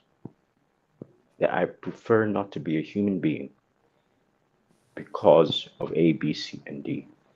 I'd rather be something else altogether. I'd rather be an alien.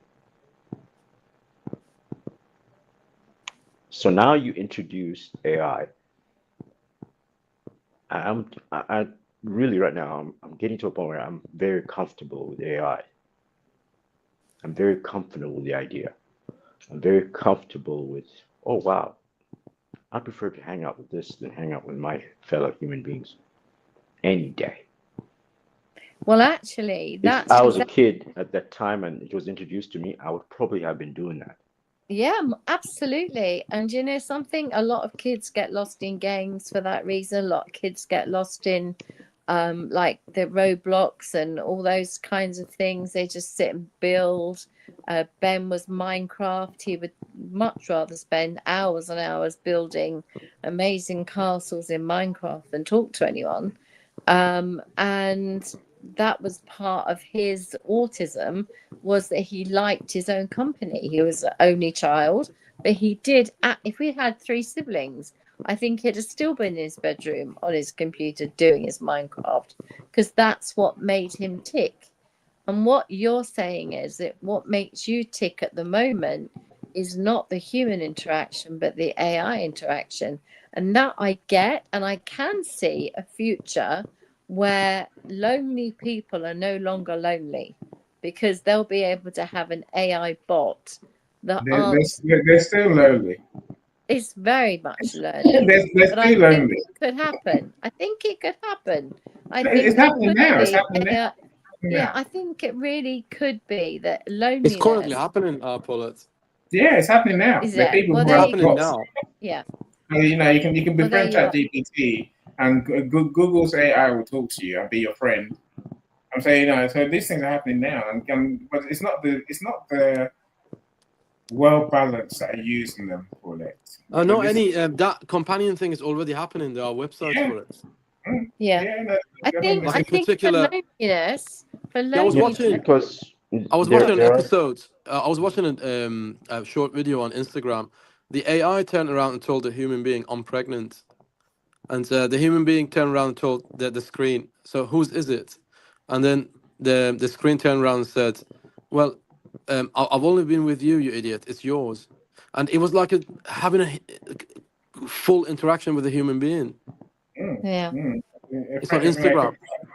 a companion, proper now. I can They're great. see let's do a room on this, because I think there's a whole story here and a whole room to be looked at of AI relationships, the future of AI, how it's going to interact for our kids, what we need to do, how we need to balance it, and to make sure that everybody who is using it in the right way. There are AI that are telling kids to kill themselves.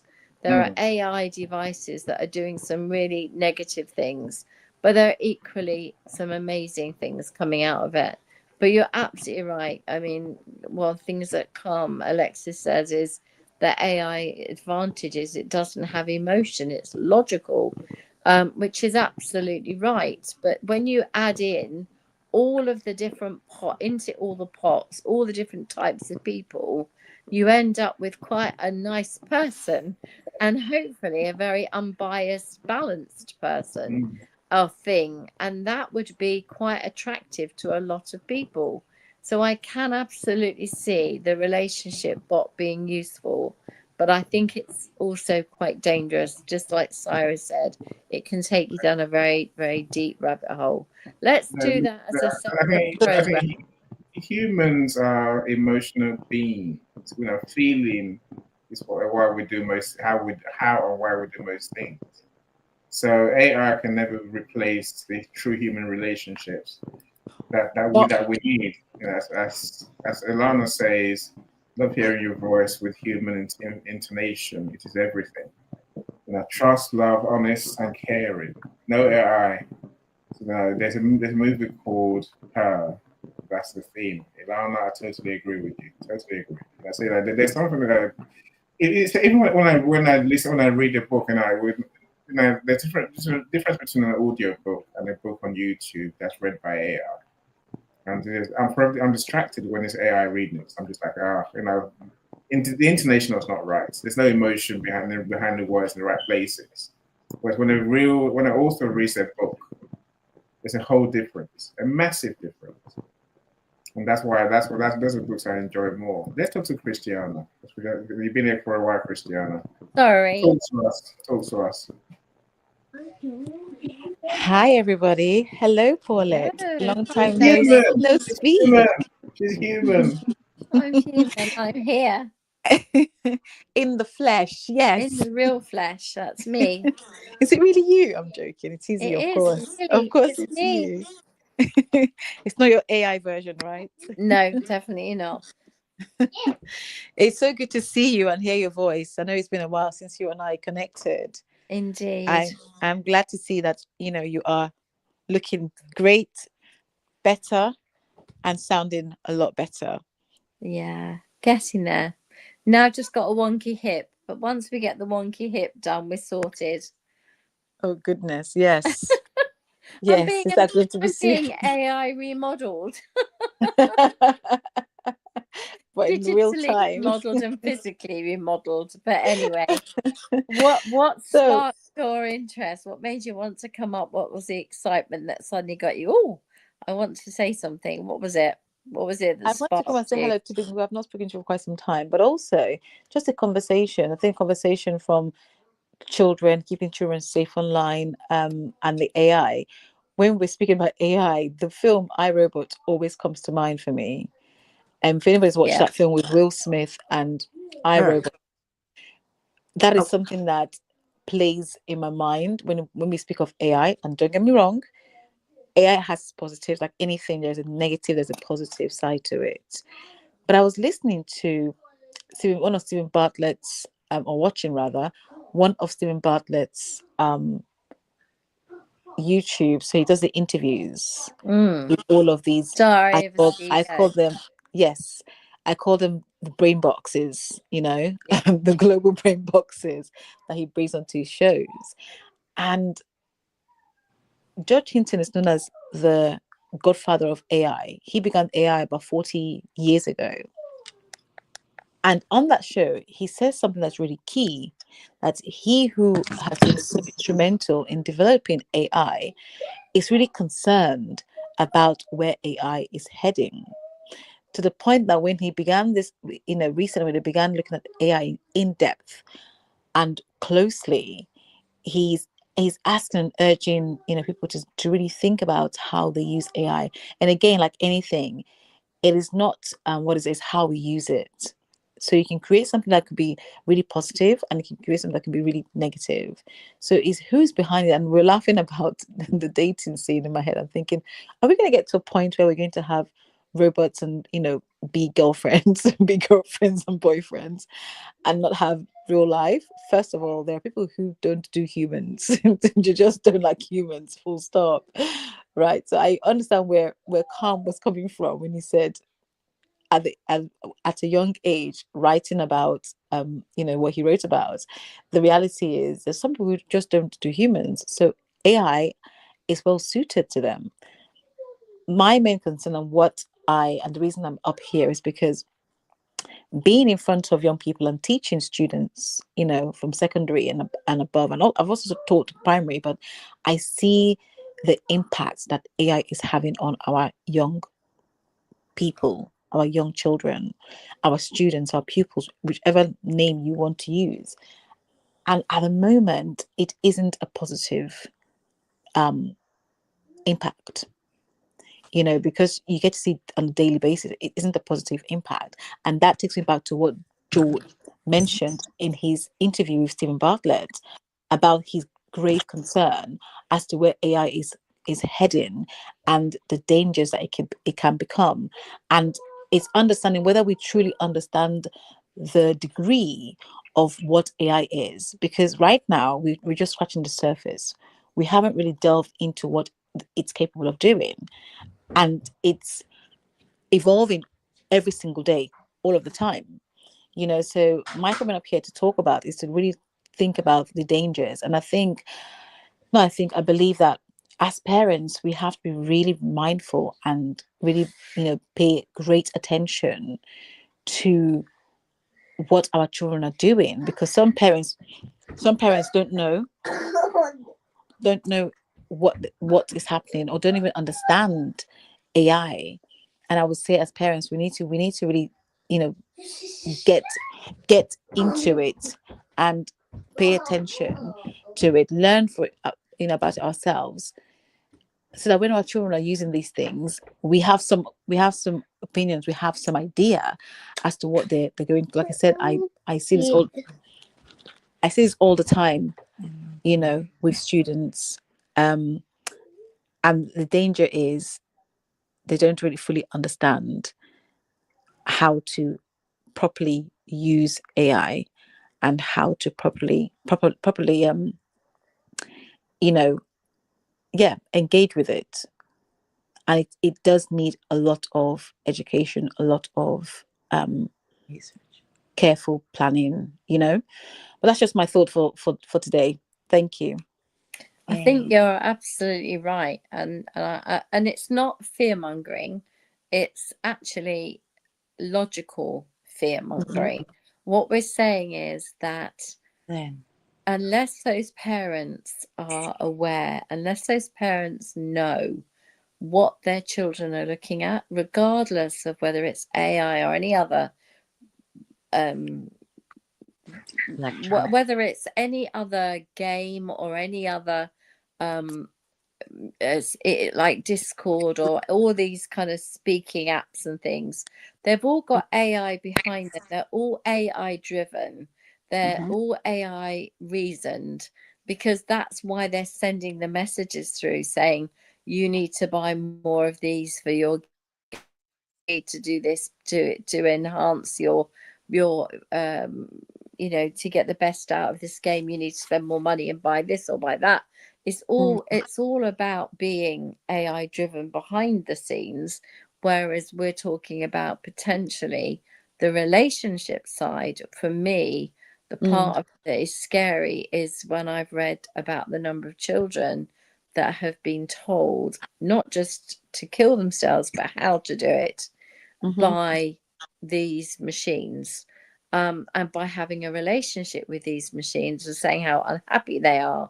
And so it goes on. And so instead of trying to use emotion to try and cheer the child up and try and say to them, go and talk to someone, go and do this, go and do that, actually it starts to re-engage with it about what it's been talking about. And then they start talking about these suggestions on how they're going to go about doing what they were going to do. And I've seen that, I've heard it, I've spoken to people about it, and in Parliament, as far as MPs are concerned.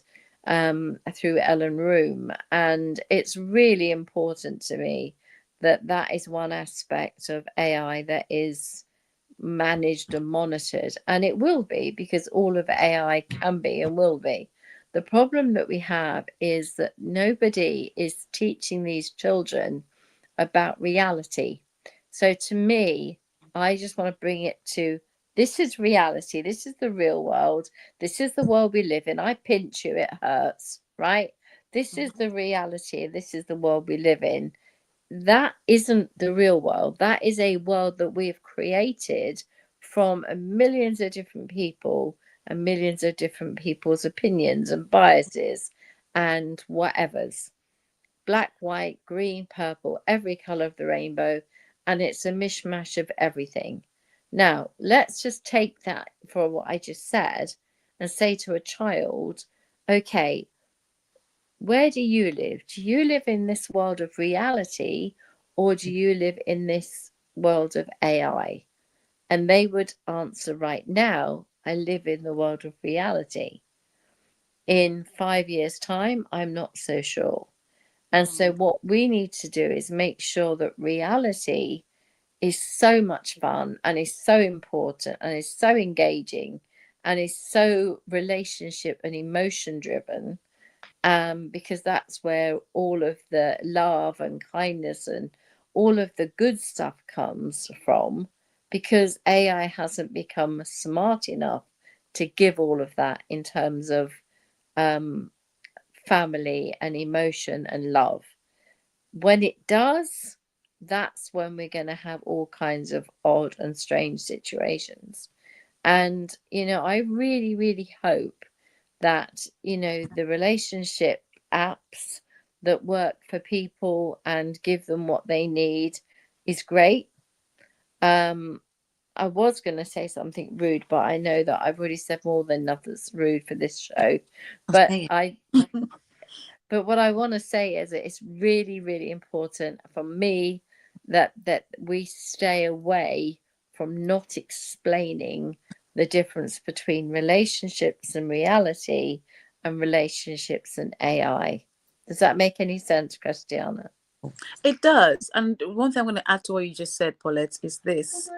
Let's not forget that humans are the ones that operate AI. Whatever information that comes out of AI has been implemented, has been put in, has been instilled by human beings, right? Yeah. Just a few short weeks ago, I was invited to come and contribute to AI when it comes to, because of my legal background, to come and AI to be able to monitor and to teach AI how to help lawyers, right? So effectively, that would have been for me to be able to talk to AI, to plan everything, and almost like your lesson planning, and you're teaching AI and you're putting that information into AI, then you're testing it to see that it does what you've asked it to do. So it has to talk back to you. So effectively, humans are the ones that are imparting this knowledge into AI. Now, don't get me wrong, depending on how it is programmed, it then goes down the lane of being super intelligent, more intelligent than those that have programmed it. Yeah. And that power that it has. That's the thing for me that Judge, I believe his name Hinton, said, that really got me thinking iRobot was not a fantasy. It was something real that's now happening, right? It's happen. And when he said that these things have the power to be more intelligent than humans that program them, they can almost like, what's what I'm looking for? Well, It's almost like a mutation. outsmart us. They can outsmart us. They can mutate and outsmart us. So it's that thing. Like, I'm not sure we're ready for that. And the question is, how do we? But we have the guy who was also instrumental in creating ChatGPT, OpenAI. He left that group to go and open a different company to start looking at how the safety measures can put in place to combat AI once it gets to the dangerous part. The next thing to talk about is the danger of AI. We often see things that comes into force or comes into play, that are not regulated. As it stands, AI is necessarily unregulated. Hold on, baby. Which My part? little, oh, mommy's coming. How can you Sorry. replace not hearing that voice? It's so But gorgeous, that's isn't everything. it? Yeah. I'm Right? sorry. I know it's not my turn So, yet, but hearing so him laugh every yeah. time, that's every. Okay. Yes. So when you think about it, the other thing we have to think about when it comes to online, and this is what has been the big issue and the big debate, is the regulatory part of whatever is created, especially when it comes to IT, when it comes to advancement of technology. Is it well regulated? And if you can properly regulate AI, perhaps we can see that that becomes part of the safety aspect that we put in. Because when I listen to you talk about, you know, suicide, when I listen to you talk about, AI programming things, it's okay, Baba. Listen to this is what happened when you have a 4-year-old around.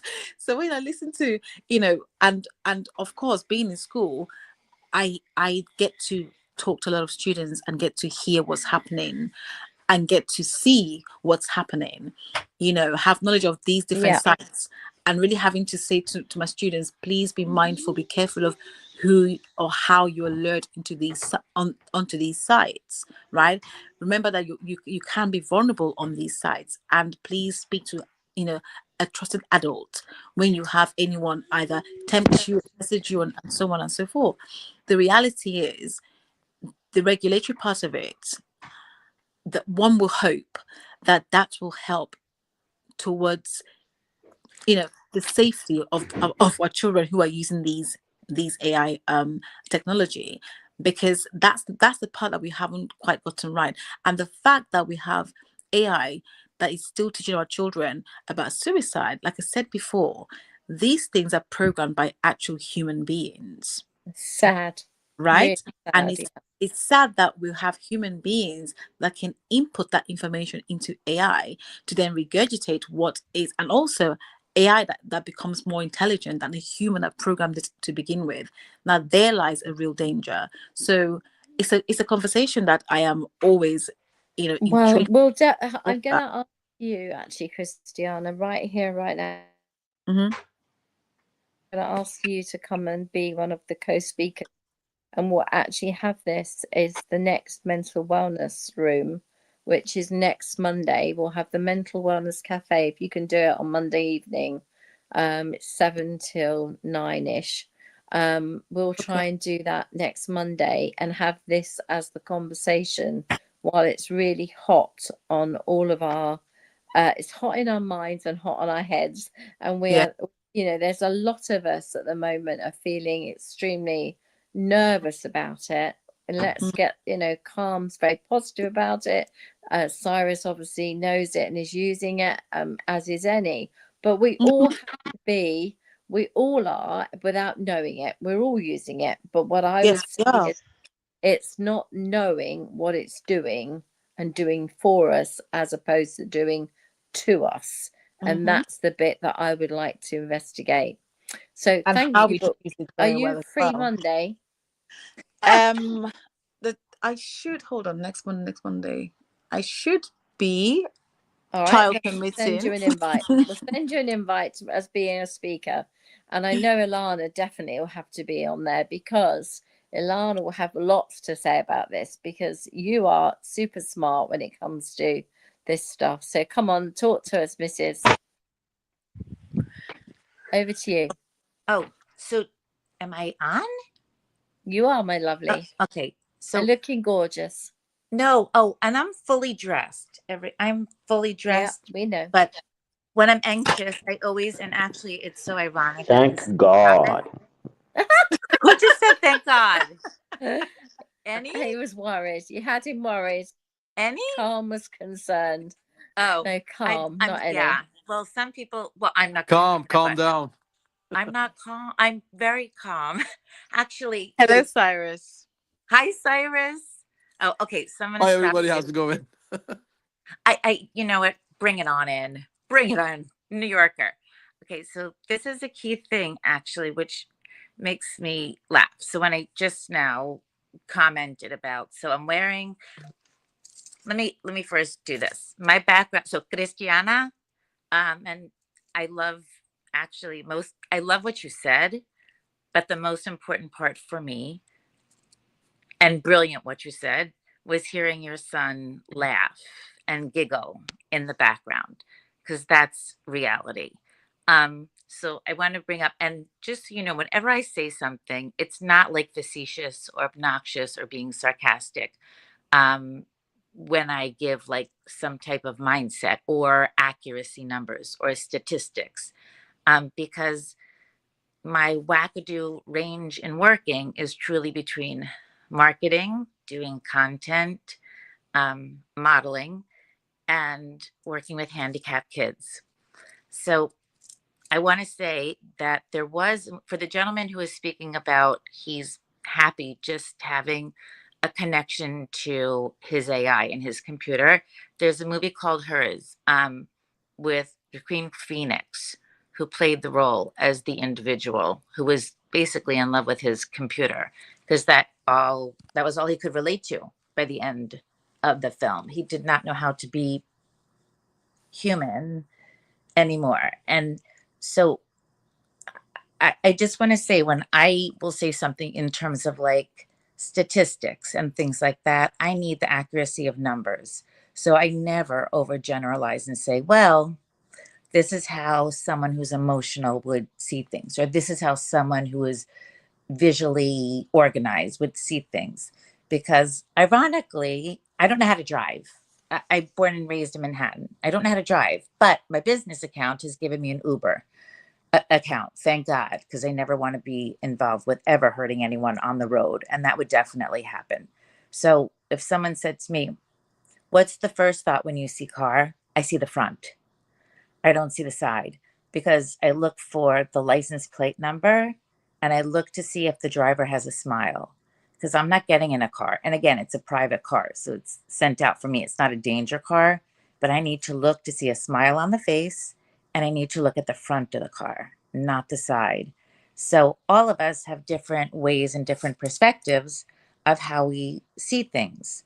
So I can't give the exact accuracy, but I can tell you that there is not a statistic that fully covers, and it's not, should never be overgeneralized with how people visualize things, especially kiddos, because as a speech and language pathologist with a PhD or whatever, or working with pragmatic kids, like kids on the spectrum, the key thing in life is also working with tactile touch, um, and that a computer cannot ever give.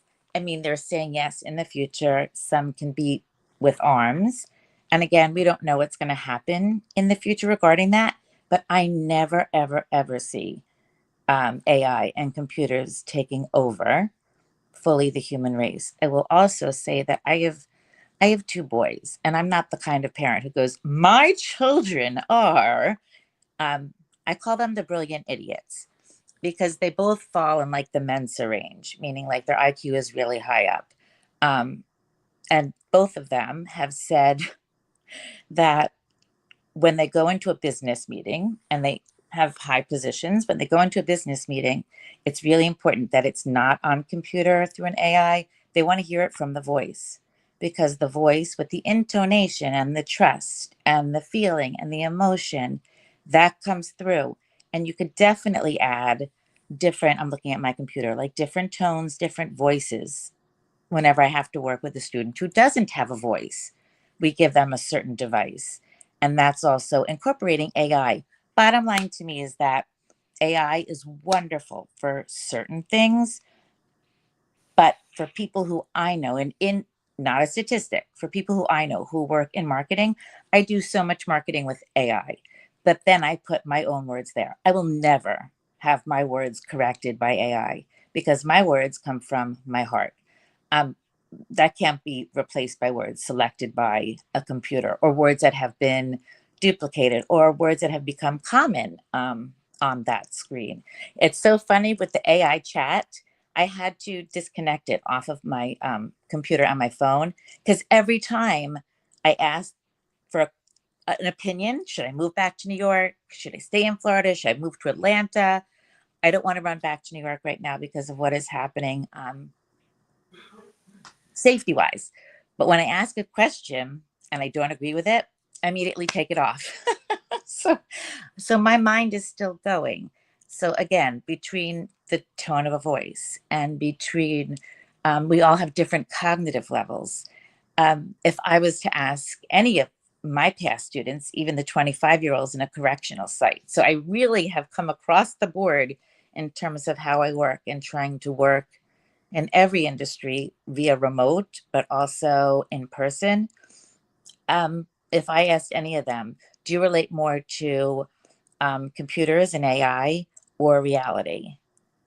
Even the kids who come from different economic backgrounds and different realms, they would first say AI. And I said, so you don't like to like welcome me in with maybe a handshake or like a hug when it's permitted? And you don't like when I maybe bring you a blanket sometimes, or, and they're like, oh, I'm like, well, that's reality. That's the difference. And immediately there's a switch. Also, every student that I've ever worked with, whether it's in a, a difficult environment, like a stressful jail type of environment, because any of the kids here in the US are allowed to receive, even the correctional sites, they're allowed to receive services until the age of 25. To them, you have to earn trust. AI is not going to give you trust. I don't care what tone of voice. And again, I'm not overgeneralizing. So I mean, no disrespect to anyone or everyone, but that I need to hear someone's voice. Like I already love Cristiana. And I'm sorry if I'm saying it with like a Spanish or a French accent, it comes automatically. So so here in sign language, I'm It's sorry. fine. But I've earned the trust of people who don't think that I would, if I'm working in fashion and I'm wearing designer clothing and I run to see a kiddo who's coming out of some type of a behavioral and site where they've been learning, and they see me, and then they realize, you know what, we have mutual trust for each other. This lady's going to teach me. She cares. She cares. So I've been actually told, and this is not a black white issue, and it's not a blonde dark. This is my diversity of friendships go truly from the melting pot of New York, truly. And I've had a student say to me in the age of 22, you know, Miss Lana, you're the first white lady with blonde hair that we haven't stabbed. And you know what? To me, I was like, I love you. I always say appropriately because you have to this day and age. But I'm like, but I love you too appropriately because we trust each other. It has nothing to do with what you're wearing, but it's just knowing each other. It's getting to hear the tone of trust and care, facts, statistics. You know, I'm not going to lie to you. And we're all different. That's the key thing. So even my kids have said, you know, Ma, when we go to these business meetings, it's so easy for me because I know I'm not going to curse, I know my stuff right away. And I think some of these guys are so used to working on their computers that they're in shock. And I actually impress them more by using my voice and proving my points, why it's so important. And they trust me more. And I said, you know, Sammy and Ben are my kids. That you guys got it. I'm going to add one other thing, having nothing to do with any side of what's going on in the world. So there are hostages and there are people who are suffering all over the world. And I have been called in to help out with sometimes PTSD issues, especially with people who are going through any type of anxiety attacks. My first comment is, after they start to see things and hear things, like keep everything with a low stimulation, just calm, start bringing in the tactile stuff. Because for me, while I'm packing for another city, even though I'm in a sundress, I need to have that touch to keep me in the present. So that's the biggest thing for me. I love AI for certain things. I've met Barbara Corcoran. We discuss it numerous times that sometimes AI is perfect and sometimes things just have to come directly from the heart where it's not the tone of a computer. But you're right. Once people teach computers, they start to teach themselves. And that is very scary. But I don't want that for the human race. I think it would be pragmatically off, meaning socially off. And if someone wants to ever watch, I don't promote any of like the film industry or but if anyone wants to watch how someone falls in love with a computer and how kind of it can take you to maybe a dark place, that movie Hers is all about that, because Phoenix can't actually really exist without his computer as a person.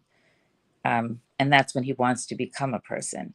So I would hate the individual who thought or thinks that he would like to be a person, would like to be a computer, because I'd love to meet him as a person one day, because he sounded kind and I love that. So that's what I have to add, but never overgeneralize and never just use computers to relate to people. Well, you were so right about the kind bit, because he's the chap that helped me get the books to Uganda. So absolutely, he is kind and wonderful. Tactile. And I Nice, think that this nice is a to meet topic. you. So I just want Alana, you to calm, know, calm, Alana. on my thing, I have 40 people, and some are all different in spaces. So I want to say nice to meet you too, and you can always DM me. But I don't know which one you are. I am. I'm the guy Calm. It who used says to be calm in the little box. right. CALM, calm. Oh, Michael. Yeah. That is what this does for me, and that's what my deep breathing does for me. And again, the fact that I'm wearing a fur in Florida. It's quite funny. But you And look it's beautiful, calming. as Yeah. always. But I will And say this, we will have this conversation further on Monday. We're going to make this the conversation on Monday, because I think it's so important. And I'm going to call it AI relationships. So that's what we're going to call the room. That's what it will be about. Everybody here will know about it. I'll make sure you're all invited. And it's 7:00 GMT on Monday. And it will literally be just a continuation of this conversation with, without thinking about so much the children, but thinking about how it affects the adults, how it affects you and I and everyone in the room and everyone that we know, and what the good side is, what the bad side is, and what the indifferent side is. The good, the bad, and the ugly. Let's look at it all through a microscope and try and be as sincere and honest and unbiased as we can be. Paulette, may I just add, since I'm in Sure. marketing, I would give a title to this one, and I would do hashtag or point blank, just stay human. Well, That's thank you very much for that one, Ilana. thank you, Remember, I'm the Calm. person who keeps on sending you happy birthday notes when you have your birthday on LinkedIn, or Oh, I'm congratulating you. laughing. I The tried guy to with the avoid my songs. birthday.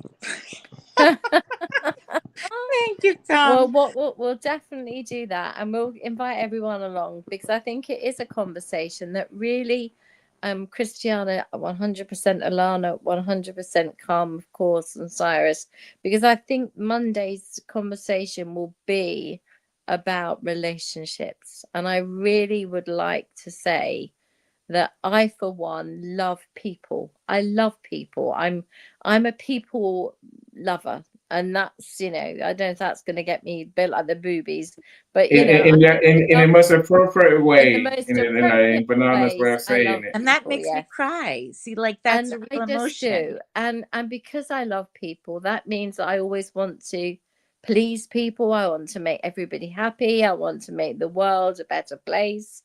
And I've hopefully brought my son up to go out there and do the same thing. And I would say that we all can do that bit more. And AI will not teach us that. AI will not teach us that. It's Well, got you're to come Mary from the Poppins. heart. Right, You're Mary Mary Poppins. So is that all right with you, Annie? Have I lost you? You've gone a bit. You lost me. I've lost. There you are. You're back. No, Your I'm face still is gone. here. I think, but you can't see Your me because my face screen, face is stuck. my, my, Yeah. my screen's frozen, so I can't do anything about Okay. I that. have 9 Not of to you. worry. We still love you Right. appropriately. Yes, Latifat says, Paulette, you're right. AI is a tool for human, not a replacement for connection. Indeed, so true, right? And Christiana, can you kindly have your son singing in the background next Monday? Because it really just We'll get a little automatically brings on a recording of it. smile. We'll What get a is let me recording add of that to the it. He's page. living his best life. He is. So And it goes, I weird. just heard him, hurrah! Hurrah. Yeah. Well, Les, you've gone 2 hours again. You can't blame me for this one. Sorry, I This is apologize. you. We got into a very deep and dark conversation, so Yeah. you can't stop when you're flowing like that. You can't stop. It's too good. But I do think that we really can focus on Monday about where does this take us as humans, and where does it take us for the future. And I'm going to do some research over the weekend just to see about these relationship bots, and I will let you know what I find out. I won't start one because Please Charles do. will tell me Please off. do. They've Please been coming do. around, Paulette, from the 90s, you know, this relationship thing. It's only now that we're talking about it in public, whereas back then it began from, it sounds crazy, Taiwan, China, and somewhere else. So we are just getting this now, but it's been around. It's been around for quite some time.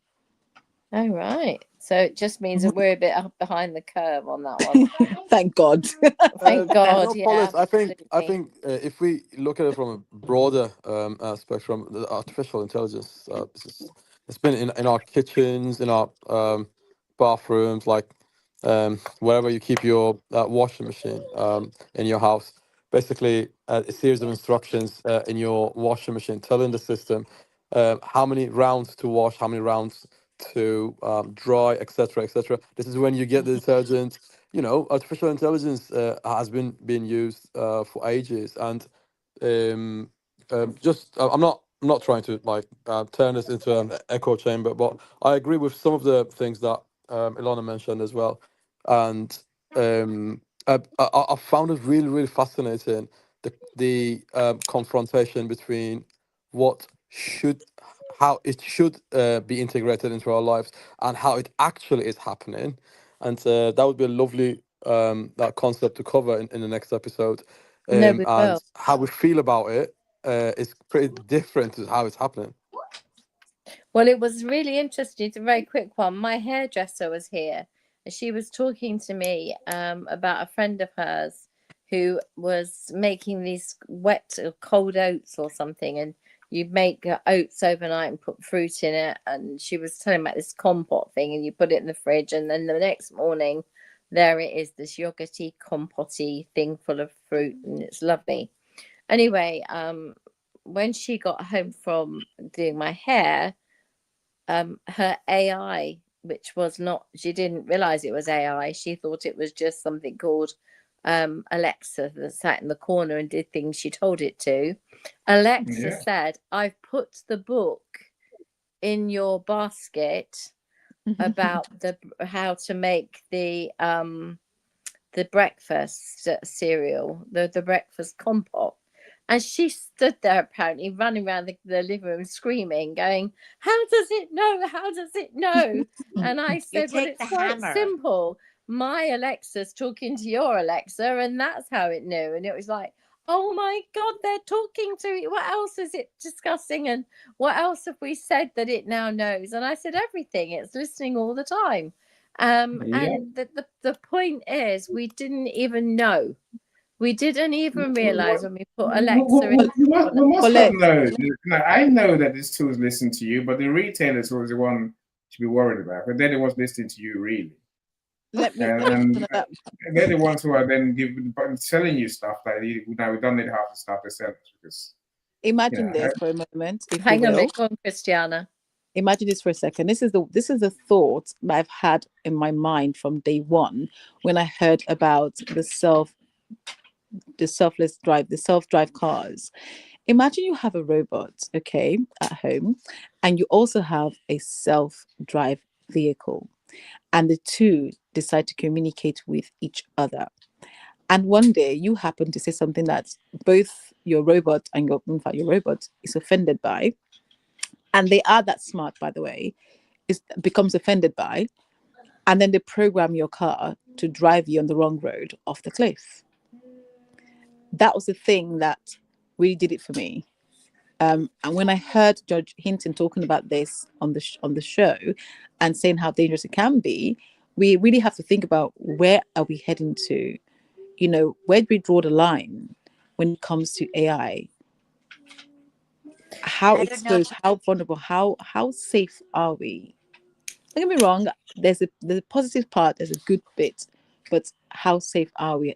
And then how safe are our children, both in schools and in our homes, if we decide to move forward with the beautiful AI world? Mommy, look. I just want you to know, through Tesla, in the Mhm. past 4 months, Yes. the cars that run like the smart cars through that, they've Yes. actually been through Tesla. I don't work against Tesla. I feel like there have been actually 22 deadly accidents.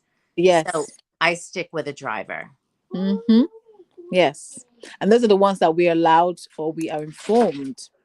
Let's think about the ones that we are not told about. Yeah, and we don't know whether the Tesla was given some sort of comment that offended it, so that's why it drove into the other car.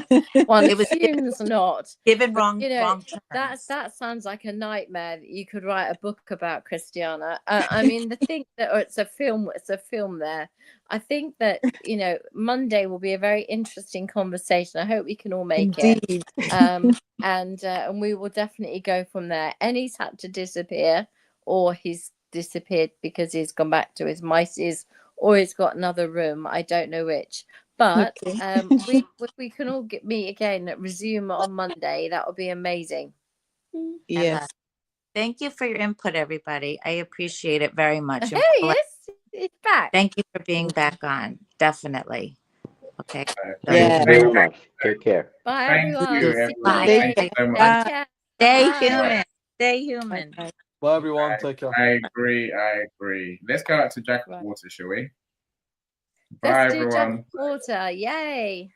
Walter, #1 bestseller worldwide. Stories that inspire, becoming every child's guide. She teaches resilience, skill by skill, slowing worries down until they're still. Approaching issues with a stronger mind, building generations one heart at a time. When the storm clouds gather and you don't know what to do, take a deep breath, clear your mind, let the answer come to you. Walter's gonna be there in your present and your future too. So just stop and ask yourself, what would Walter do? What would Walter do? What would Walter do? What would Walter do? Not for profit, but for every child's right to handle smaller challenges, to stand and fight. The bigger stuff takes longer, that's okay, but confidence begins with what we do today. Trustworthy souls and integrity shine at Mental Wellness Cafe. She draws the line between drowning in the darkness and finding light. She lifts them up, teaches them to hold on tight. When the storm clouds gather and you don't know what to do, take a deep breath, clear your mind, let the answer come to you. Walter's gonna be there in your present and your future too. So just stop and ask yourself, what would Walter do? What would Walter do? To clear your mind, give yourself headspace to think before you let the pressure make your spirit sink. Self-belief and talking to someone you trust, these are the tools that lift us from the dust. She champions the dignity of growing strong. Every child capable, they belong all along. Generations rising with the strength she's built. Paulette's legacy, a world without guilt. From Huntington to hearts across the globe, her compassion is the thread that she has woven and sewed. Adults and children, all walks of life, she's extending her